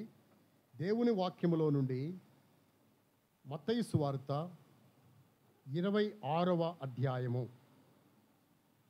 మత్తయి సువార్త 26వ అధ్యాయము. 26వ అధ్యాయములో 33, 32, 33, 34, 35 వచనాలు అందరం కలిసి చదువుతాం. 32 నుండి 35 వరకు అందరము కలిసి చదువుతాం. నేను లేచిన తర్వాత మీకంటే ముందుగా గల్లేకు వెళ్ళేదనని. అందుకు పేతురు, నీ విషయమై అందరూ అభ్యంతరపడినను నేను ఎప్పుడునూ అభ్యంతరపడనని ఆయనతో చెప్పగా, యేసు అతన్ని చూచి, ఈ రాత్రి కోడి కుయ్యక మునుపు నీవు నన్ను ఎరగనని ముమ్మారు చెప్పెదవని నీతో నిశ్చయముగా చెప్పు. పేతురు ఆయనను చూచి, నేను నీతో కూడా చావలసి వచ్చినా నిన్ను ఎరగనని చెప్పనను ఆ ప్రకారమే శిష్యులందరూ అనేవి. కాబట్టి ఇక్కడ మనం చెప్తాం, యేసుక్రీస్తు ప్రభువారు ఒక మాట చెప్పాడు, గొర్రెల కాపరిని కొట్టుదును, గొర్రెలన్నీ చెదిరిపోతాయి, మీరందరూ నన్ను గురించి అభ్యంతరపడతారు అని చెప్పాడు. ఎప్పుడైతే ఆ మాట చెప్పాడో పేతురు ఊరుకోవాల్సింది. ఊరుకున్నాడా? ఎవరు అభ్యంతరపడినా నేను ఏమవను? అభ్యంతరపడను. అంటే అర్థం ఏంటి? యేసు ప్రభు చెప్పిన మాటలకి కౌంటర్లు వేస్తున్నాడు. ఎవరు? పేతురు. రెండవదిగా అప్పుడు ప్రభు అన్నాడు, లేదు పేతురు, ఈ రాత్రి కోడి కుయ్యక మునుపు ముమ్మారు నన్ను ఎరగనని నువ్వేం చేస్తావు? ఏం చేస్తావు? పలికెదవు, నీవు నన్ను ఎరగనని చెప్తావు, ముమ్మారు చెప్తావు అన్నాడు. అంటే చావవలసి వస్తే చస్తాను కానీ అలా చెప్పను అన్నాడు. అంటే యేసు ప్రభు ఒక మాట అంటే దాని ప్రతిగా ఇంకో మాట మాట్లాడుతున్నాడా లేదా? అంటే అర్థము వాదించే మనస్తత్వం. ఎవరిది? పేతురుది. ఇది శరీర సంబంధుల యొక్క లక్షణం. వాళ్ళు వాదిస్తారు. ఏం వాదిస్తారు? 3 మేకులు పిక్కోలేడా, లేకపోతే అది చేయలేడా, ఇది చేయలేడా అని చెప్పి వాదిస్తారు. అది శరీర సంబంధుల యొక్క లక్షణం. ఆత్మ సంబంధుల యొక్క లక్షణం ఏంటో తెలుసా? ఆయన 3 మేకులు ఎందుకు వేయించుకున్నాడో మనకు తెలుసు. ఆయన 3 మేకుల చేత ఎందుకు బంధించబడ్డాడో ఆ సత్యము మనం ఎరుగుదము. కాబట్టి నా రక్షణ కొరకు, నా మేలు కొరకు నా ప్రభు సిలువలో ఏం చేయబడ్డాడు? 3 మేకుల చేత బంధించబడ్డాడు. ఆ సంగతి మనం ఎరుగుదురం. ఆత్మ సంబంధులకు తెలుసు ఈ విషయం. ఆత్మ సంబంధులు కాని వాళ్ళు, శరీర సంబంధులు అనే వాళ్ళు ఏం చేస్తారో తెలుసా? వాదించటమే వాళ్ళ పని, వాదించటమే వాళ్ళ పని. వాదిస్తూనే ఉంటారు. కాబట్టి ఈ మనుషుడు యేసు ప్రభు వారినే, గురువునే, బోధకుడినే ఏం చేస్తున్నాడు? ఇంకో మాట చెప్పనా?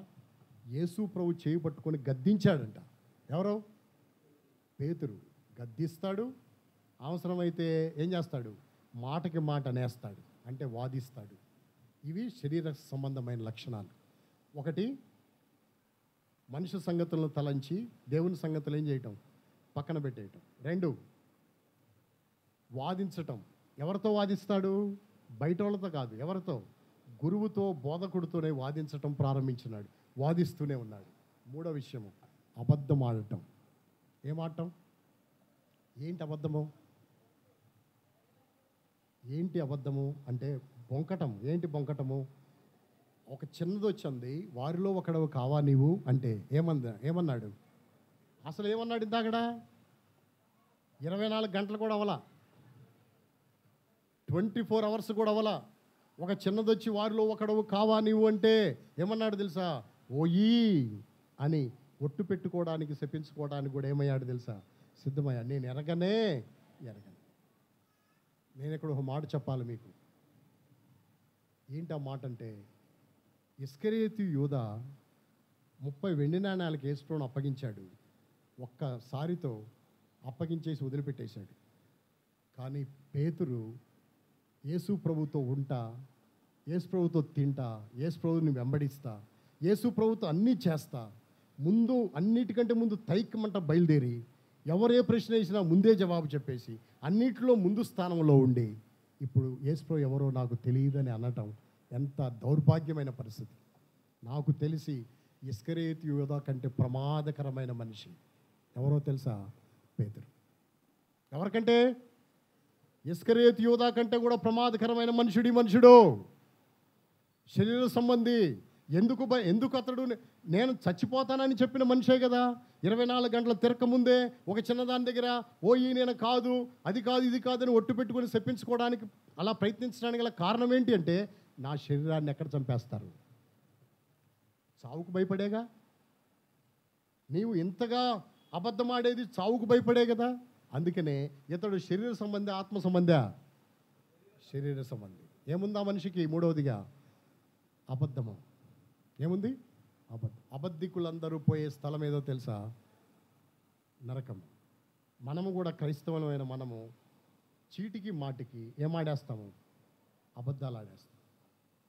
హలో ఎక్కడున్నావు అంటే వాడున్నది ఎక్కడో తెలుసా? వాడు పిఠాపురంలో ఉంటాడు, నేను భానుగుడి సెంటర్లో ఉన్నానంటాడు. పిఠాపురానికి భానుగుడి సెంటర్కి తేడా లేదా? ఉన్నాయా లేవా? ఇలా మాట్లాడతాం మనం, ఈ విధంగా మాట్లాడాం. ఒకసారి ఓ బ్రదర్కి ఫోన్ చేసినాను. నేను ఫోన్ చేస్తే, బ్రదర్ ఎక్కడున్నావు అన్నాను. అన్న చోడవరంలో ఉన్నానన్నా అన్నాడు. ఆయన ఎక్కడుండి? వడ్డాదిలో ఉండి. ఎక్కడున్నాడు? చోడవరంలో ఉన్నాను. సరే రెండోసారి ఫోన్ చేశాను. ఫోన్ చేస్తే ఫోన్ ఎత్తట్లేదు ఆయన. ఏంటి ఎత్తట్లేదని మళ్ళీ ఫోన్ చేసి చేస్తే వాళ్ళ ఇంట్లో వాళ్ళ భార్య ఎత్తి, అన్న ఫోన్ మర్చిపోయాడన్నా అన్నారు. మరి చోడవరంలో ఉన్నా అన్నాడు. ఆయన దగ్గర ఫోన్ ఉండాలిగా మరి ఎప్పుడు అంటే ఎక్కడ మర్చిపోయలేడు? వడ్డాది ఇంటికాడ మర్చిపోయాడు, చోడవరంలో ఉన్నానని చెప్పేశాడు. ఇప్పుడు నేను అడిగాను, ఏమయ్యా ఫోన్ ఏమో వడ్డాదిలో ఉంది, నువ్వేమో చోడవరంలో ఉన్నా అన్నావు. చోడవరం వెళ్తే ఫోన్ ఎత్తావు కదా చోడవరంలో ఉన్నప్పుడు, అక్కడ నుండి ఇక్కడికి ఏమైనా ఇసిరేసావా ఏంటన్నాను. అక్కడికి వడ్డాదికి ఇసిరేసావా ఫోను? అవును, చాలాసార్లు ఇట్లాగే అబద్ధాలు ఆడతాం. మనం అబద్ధాలు ఆడేది మన పిల్లలు చూస్తారా లేదా? ఎలా చూస్తారో చెప్పనా? జీలకర్ర డబ్బాలో 100 రూపాయలు పెట్టావు, పక్కింటి ఆవిడ వచ్చింది, పిన్ని పిన్ని పిన్ని డబ్బులు లేవు, ఒక 50 రూపాయలు ఉంటే ఇవ్వా పిన్ని అంటది. అబ్బే డబ్బులు లేవు, అబ్బో అయిపోయినాయి, మళ్ళీ ఇంకా నా దగ్గర డబ్బులు లేవు, ఇందాకడే అయిపోయింది మొత్తం అంతా అంటాం. తర్వాత నువ్వు జీలకర్ర డబ్బాల నుండి 100 రూపాయలు తీసినప్పుడు ఆడు చూస్తాడు, చూసి అంటాడు మా అమ్మ అబద్ధం ఆడింది. అమ్మ ఏం చేసింది? జీలకర్ర డబ్బాలో 100 రూపాయలు పెట్టుకొని ఆమె వచ్చి అడిగితే ఏమంది? లేవు అంది. కాబట్టి మా అమ్మ ఏం ఆడింది? అబద్ధం ఆడింది. ఆడు డిసైడ్ అయిపోతాడు. అయిపోయి వాడు కూడా ఏం ఆడతాడో తెలుసా? కనపడినోడి దగ్గర ఎలా అబద్ధం ఆడతాడు. అందుకనే ప్రాణం పోయినా పర్వాలేదు, ఏం ఆడద్దు. ఎందుకో చెప్పనా? జాగ్రత్తగా విను. మన నోటితో కాని మాట మాట్లాడితే దేవుడు మన ప్రార్థన వినడు. గుర్తుపెట్టుకో, ఇది ప్రాక్టికల్గా ప్రూవ్ అయిన విషయం. ఇది కాని మాట నోటితో మాట్లాడితే నీ ప్రార్థన దేవుడు వినడు. నువ్వు ఎంత మొత్తుకో, ఎంత గోజాడు, ఎంత విజ్ఞాపన చేయి, నీ ప్రార్థనకి దేవుడు నో అంటాడు. అలా అన్నాడు ఎవరికైనా? బైబిల్ గ్రంథంలో ఒక మనుషుడు ఉన్నాడు. ఆ మనుషుడు గొప్ప ప్రార్థనాపరుడు. అతడు ప్రార్థన చేస్తే ఎర్ర సముద్రమే పాయలైంది. అతడు ప్రార్థన చేస్తే ఆకాశము తెరవబడి మన్నానే కురిసింది. అతను ప్రార్థన చేస్తే ఆకాశంలో నుండి మేఘస్తంభము, అగ్నిస్తంభము బయలుదేరి వచ్చింది. అతడు ప్రార్థన చేస్తే అమాలేకీయులు ఓడిపోయారు. అతడు ప్రార్థన చేస్తే దేవుడు గొప్ప అరణ్యములో దారిని వాళ్ళకు చూపించాడు. అతడు ప్రార్థన చేస్తే మేఘంలో నుండి దేవుడు మాట్లాడుతూ వచ్చాడు. అతడు ప్రార్థన చేస్తే దేవుడు ధర్మశాస్త్రాన్ని ఇచ్చాడు ఇశ్రాయేలు ప్రజలకి. అంత గొప్పడు. కానీ ఇప్పుడు ప్రార్థన చేస్తే దేవుడు అన్నాడు, నేను వినను, ఇక చాలు, మాట్లాడబాక అన్నాడు. అతడు ప్రార్థన చేస్తే దేవుడు స్వయంగా అన్నాడు, ఇక మాట్లాడొద్దు, దాని గురించి నువ్వు ప్రార్థన చేయొద్దు, నువ్వు ప్రార్థన చేస్తే నేను వినను, ఇక చాలు అన్నాడు దేవుడు. రండి దేవుని వాక్యం నుండి ఆ మాట చదువుకుంటాం. ద్వితీయోపదేశ కాండము 2వ అధ్యాయం 3వ అధ్యాయము, ద్వితీయోపదేశ కాండము 3వ అధ్యాయము 26వ వచనాన్ని చదవండి. యెహోవా మిమ్మును బట్టి నా మీద కోపపడి నా మనవి వినకపోయెను. మరియు యెహోవా నాతో ఇట్లనెను, చాలును, ఇకను ఈ సంగతిని గూర్చి నాతో మాట్లాడవద్దు. నీవు ఈ యొర్దానును దాటకూడదు. ఈ సంగతిని గురించి నువ్వు నాతో ఏం చేయొద్దు అంటే ఇంకెక్కువ ప్రార్థన చేయొద్దు. వేస్ట్, నువ్వు చేసినా నేను విన్నాను, చాలు. అంత గొప్ప భక్తుడు, ప్రార్థనతో ఐగుప్తు దేశాన్ని గడగడలాడించిన భక్తుడు, ఇప్పుడు అతని ప్రార్థనకి దేవుడు అన్నాడు నో అన్నాడు. ఎనఫ్, చాలుగా, ఇక వద్దు, చాలు అన్నాడు. ఎందుకన్నాడంట? అంత గొప్ప భక్తుని ప్రార్థన వినకుండా దేవుడు నిరాకరించడానికి గల కారణం ఏంటంట అంటే బైబిల్ గ్రంథంలో రాయబడింది అతని గురించి. 106వ కీర్తన 33వ వచనం, సామ్ 106:33. సామ్ 106:33. ఎట్లనగా వారు అతని ఆత్మ మీద తిరుగుబాటు చేయగా అతడు తన పెదవులతో కాని మాట పలికాడు. తన పెదవులతో ఏ మాట పలికాడు? కాని మాట పలికాడు. ఒక మనుషుని యొక్క పెదవుల్లో ఉండి వచ్చిన ప్రార్థన దేవుడు వింటాడు. ఒక మనిషి పెదవుల నుండి వచ్చిన ప్రార్థన దేవుడు వింటలేదు. ఎందుకు వింటలేదు? కాని మాట పలికాడు. దేంతో? పెదవులతో. బైబిల్ గ్రంథంలో ఇంకో మాట కూడా చదవండి. 21వ కీర్తన 2వ వచనం. 21వ కీర్తన 2వ వచనం. సామ్ 21:2. 21వ కీర్తన 2వ వచనం. అతని మనోభీష్టము నువ్వు సఫలము చేయుచున్నావు. అతని పెదవుల్లో నుండి వచ్చిన ప్రార్థన నీవు మానక అతని పెదవుల్లో నుండి వచ్చిన ప్రార్థన మానకుండా వింటున్నావు. దావీదు పెదవుల నుండి వచ్చిన ప్రార్థన దేవుడు మానకుండా వింటున్నాడు. ఎందుకు వింటున్నాడో తెలుసా? 17వ కీర్తన మొదటి వచనం. 17వ కీర్తన మొదటి వచనం. యెహోవా న్యాయమును ఆలకించుము, నా మొరను అంగీకరించుము, నా ప్రార్థనకు చెవియొగ్గుము. అది కపటమైన పెదవుల నుండి వచ్చింది కాదు. నా ప్రార్థన మానక అంగీకరించడానికి గల కారణం ఏంటో తెలుసా? అది కపటమైన పెదవుల నుండి రాలేదు. అందుకని అతని ప్రార్థన వింటున్నాడు. కానీ ఇతని ప్రార్థన దేవుడు ఏం చేయట్లేదు తెలుసా? వింటలేదు, నో చెప్పేశాడు. కారణము అతని పెదవులతో ఏం మాట పలికాడు? అందుకే మనం ఏదైనా కాని మాట పలికామనుకో, నేను ఒక మాట చెప్తాను, దీన్ని అర్థం చేసుకోండి. ఏంటా మాట తెలుసా? వెండి ఉన్నా లేకపోయినా, బంగారం ఉన్నా లేకపోయినా, అంతస్తులు ఉన్నా లేకపోయినా, నీ ప్రార్థన దేవుడు జవాబిస్తే చాలు. నా ప్రార్థన ఎప్పుడు చేసినా ఓకే అంటే చాలు, ఆల్ రైట్ అంటే చాలు.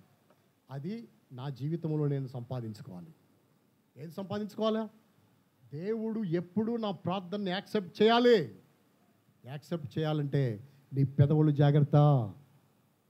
పెదవులతో అబద్ధం ఆడుతున్నావేమో, కాని మాట పలుకుతున్నావేమో, పెదవులతో బూతు మాట్లాడుతున్నావేమో, పెదవులతో ఉచ్చరింప శక్యము కాని మాటలు, ఉచ్చరింపటానికి అనుకూలము లేని, ఉచ్చరించకూడని మాటలు ఉచ్చరిస్తున్నావేమో.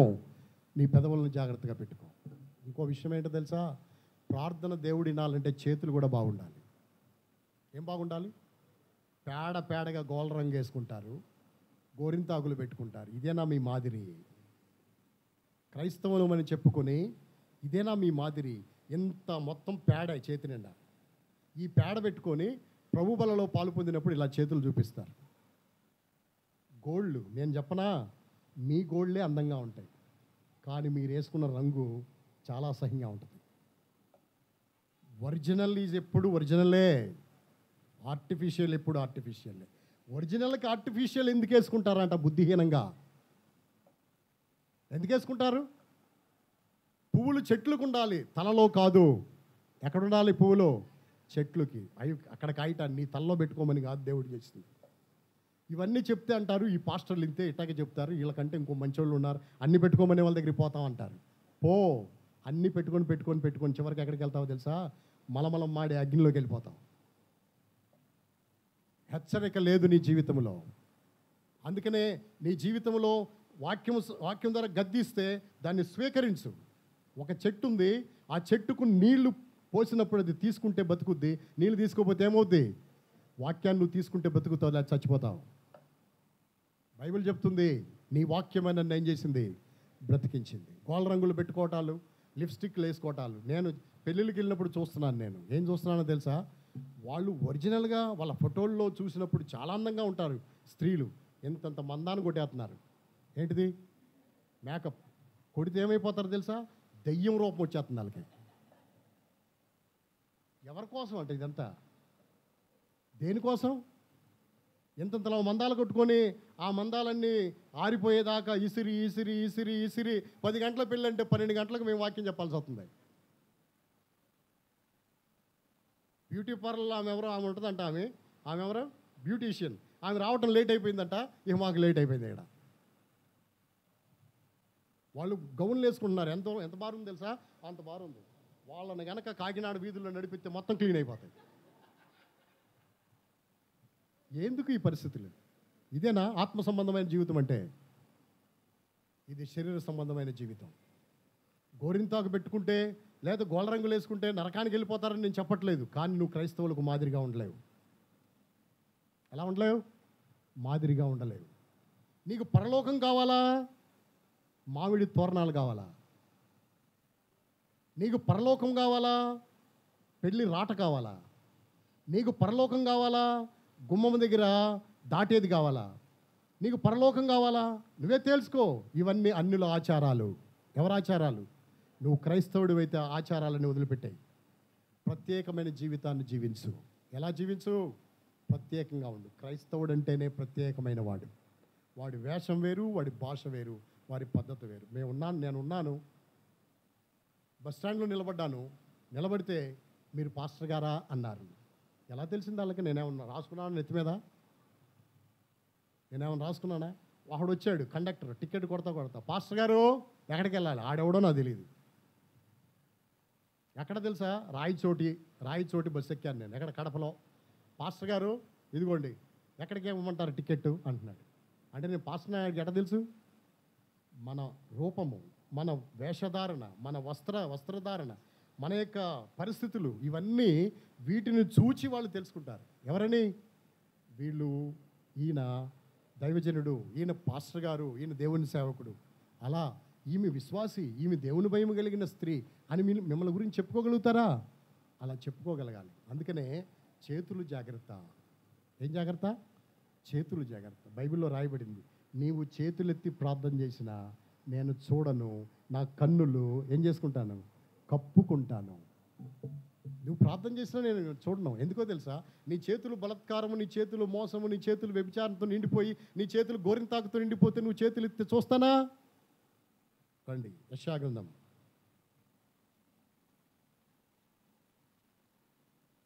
1వ అధ్యాయం. యెషయా గ్రంథము 1వ అధ్యాయం 15వ వచనాన్ని చదవండి. నా కన్నులు కప్పుకొందును, మీరు బహుగా ప్రార్థన చేసినను నేను వినను. మీ చేతులు రక్తంతో నిండి ఉన్నవి, మిమ్మును మీరు కడుక్కొనుడి, మిమ్మును మీరు ఏం చేసుకోండి, శుద్ధి చేసుకోండి. నన్ను ఒకరోజు ఒక ఆయన అడిగాడు. ఏమడిగాడు తెలుసా? నువ్వు పెళ్లి చేసుకునే అమ్మాయి ఎలా ఉండాలనుకుంటున్నావు అన్నాడు. నేను అన్నాను, రంధ్రాలు లేని అమ్మాయి ఉండాలన్నాను. ఏంటి? చెవులకు ముక్కులకు ఏముండకూడదు, రంధ్రాలు ఉండకూడదు. ఇవాళ ముక్కులకి రంధ్రాలు వచ్చేసినాయి, చెవులకి రంధ్రాలు.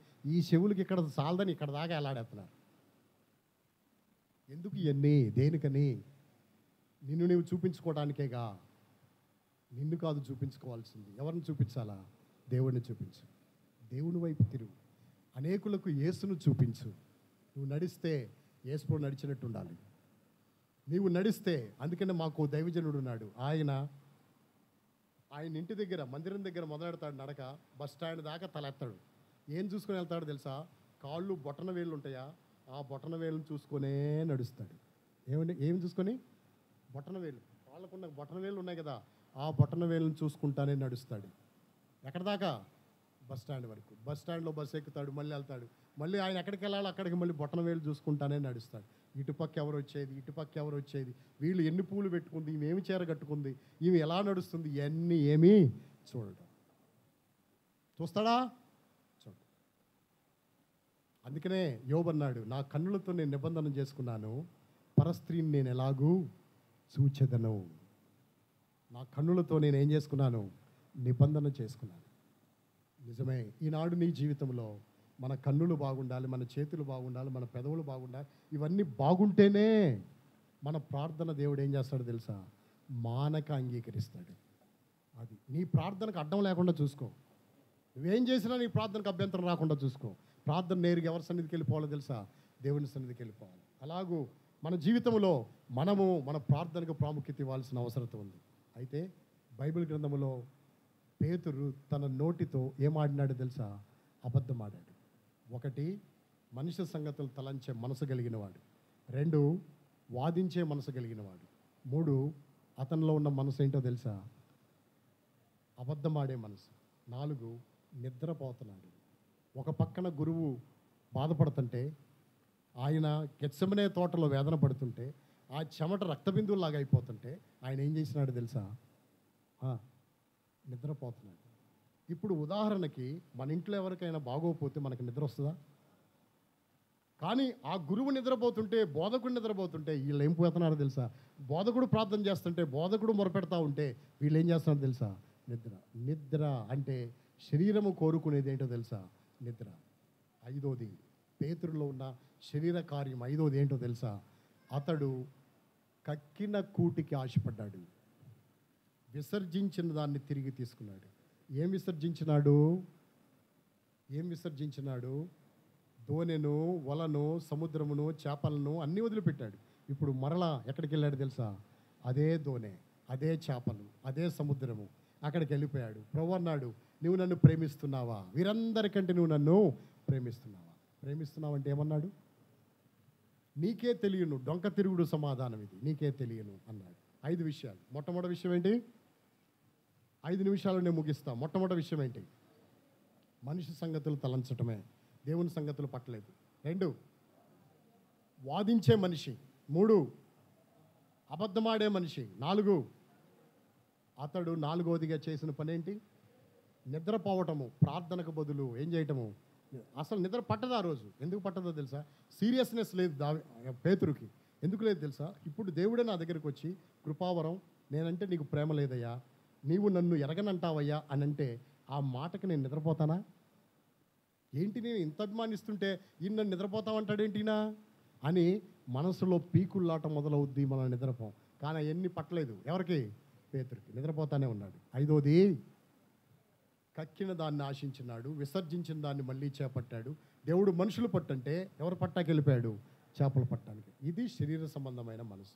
ఇతడు ఎలా ఆత్మ సంబంధి అయినాడో 5 విషయాలు నేను మీకు చెప్పేస్తాను. 1, యేసుక్రీస్తు ప్రభువారు అతడు 3 సార్లు బొంకిన తర్వాత, అబద్ధం ఆడిన తర్వాత అతన్ని చూచాడు. ఎప్పుడైతే చూచాడో కోడి కూసినప్పుడు అతడు సంతాపపడి ఏడ్చాడు. ఎలా ఏడ్చినాడు? ఊరికే ఏడవల, సంతాపపడి ఏడ్చినాడు. ఏడ్చి సంతాపపడి ఏడ్చిన తర్వాత అతడు చేసిన పని ఏంటో తెలుసా? ప్రార్థనాపరుడు. ఎవరు? పేతురు. యేసుప్రభు ఉన్నంత వరకు ప్రార్థన లేదు పేతురికి. యేసుప్రభు పరలోకానికి వెళ్ళిపోయిన తర్వాత మేడగదిలో ఏం చేయటం ప్రారంభించాడు? 1, ప్రార్థన. 2, అతడు చిన్నదాని దగ్గర కూడా అబద్ధమాడి తప్పించుకునే మనుషుడు ఇప్పుడు ఏమంటాడు తెలుసా? ఈ యేసును దేవుడు లేపెను, దీనికి మేమెవరమో తెలుసా? సాక్షులము. ఇప్పుడు ఎవరైపోయినాడు తెలుసా? సాక్షి అయిపోయినాడు.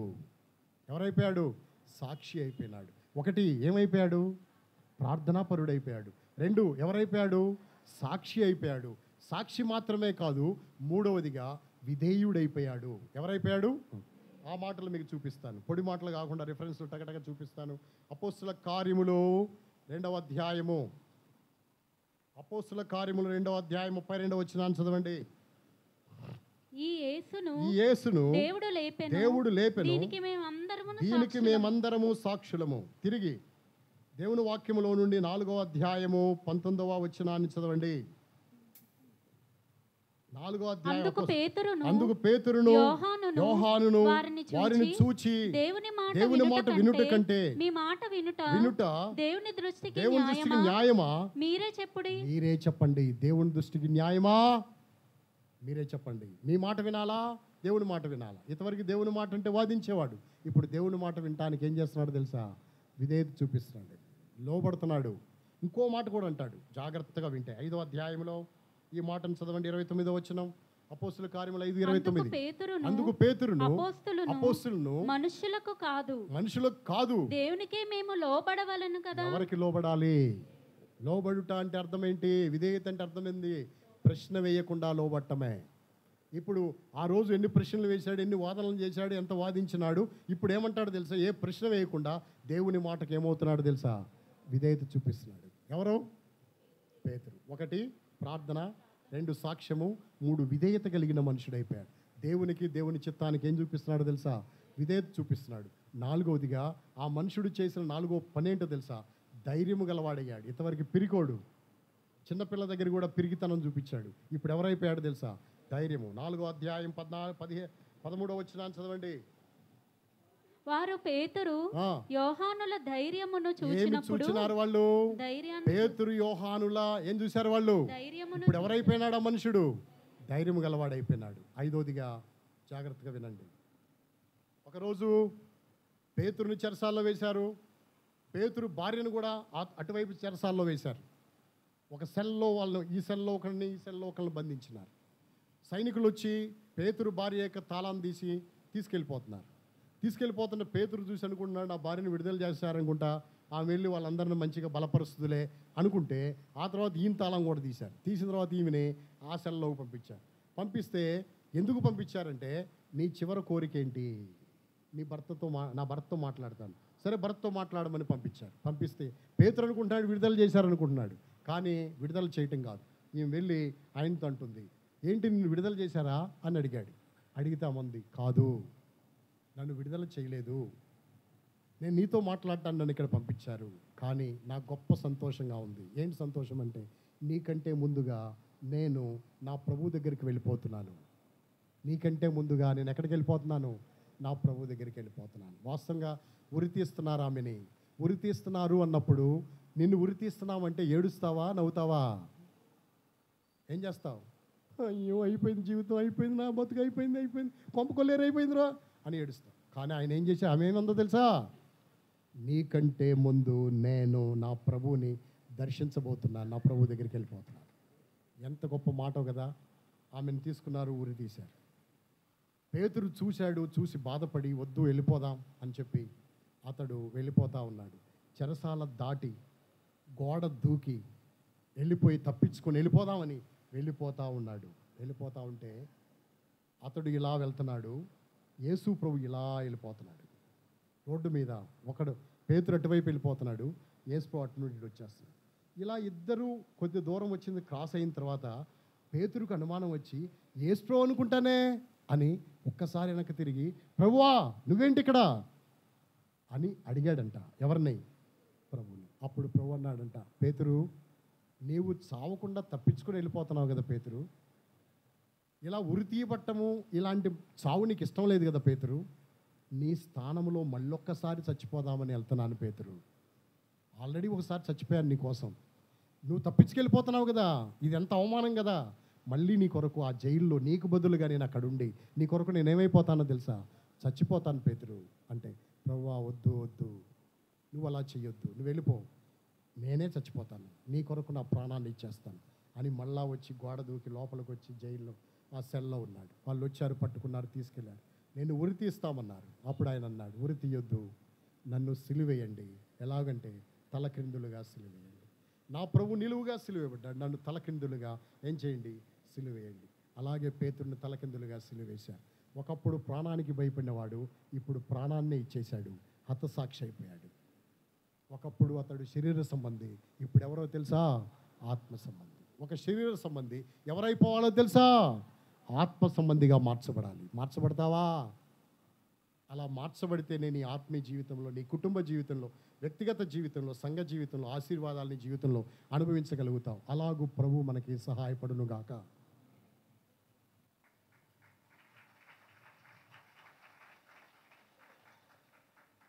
దేవునికి మహిమ కలుగును గాక.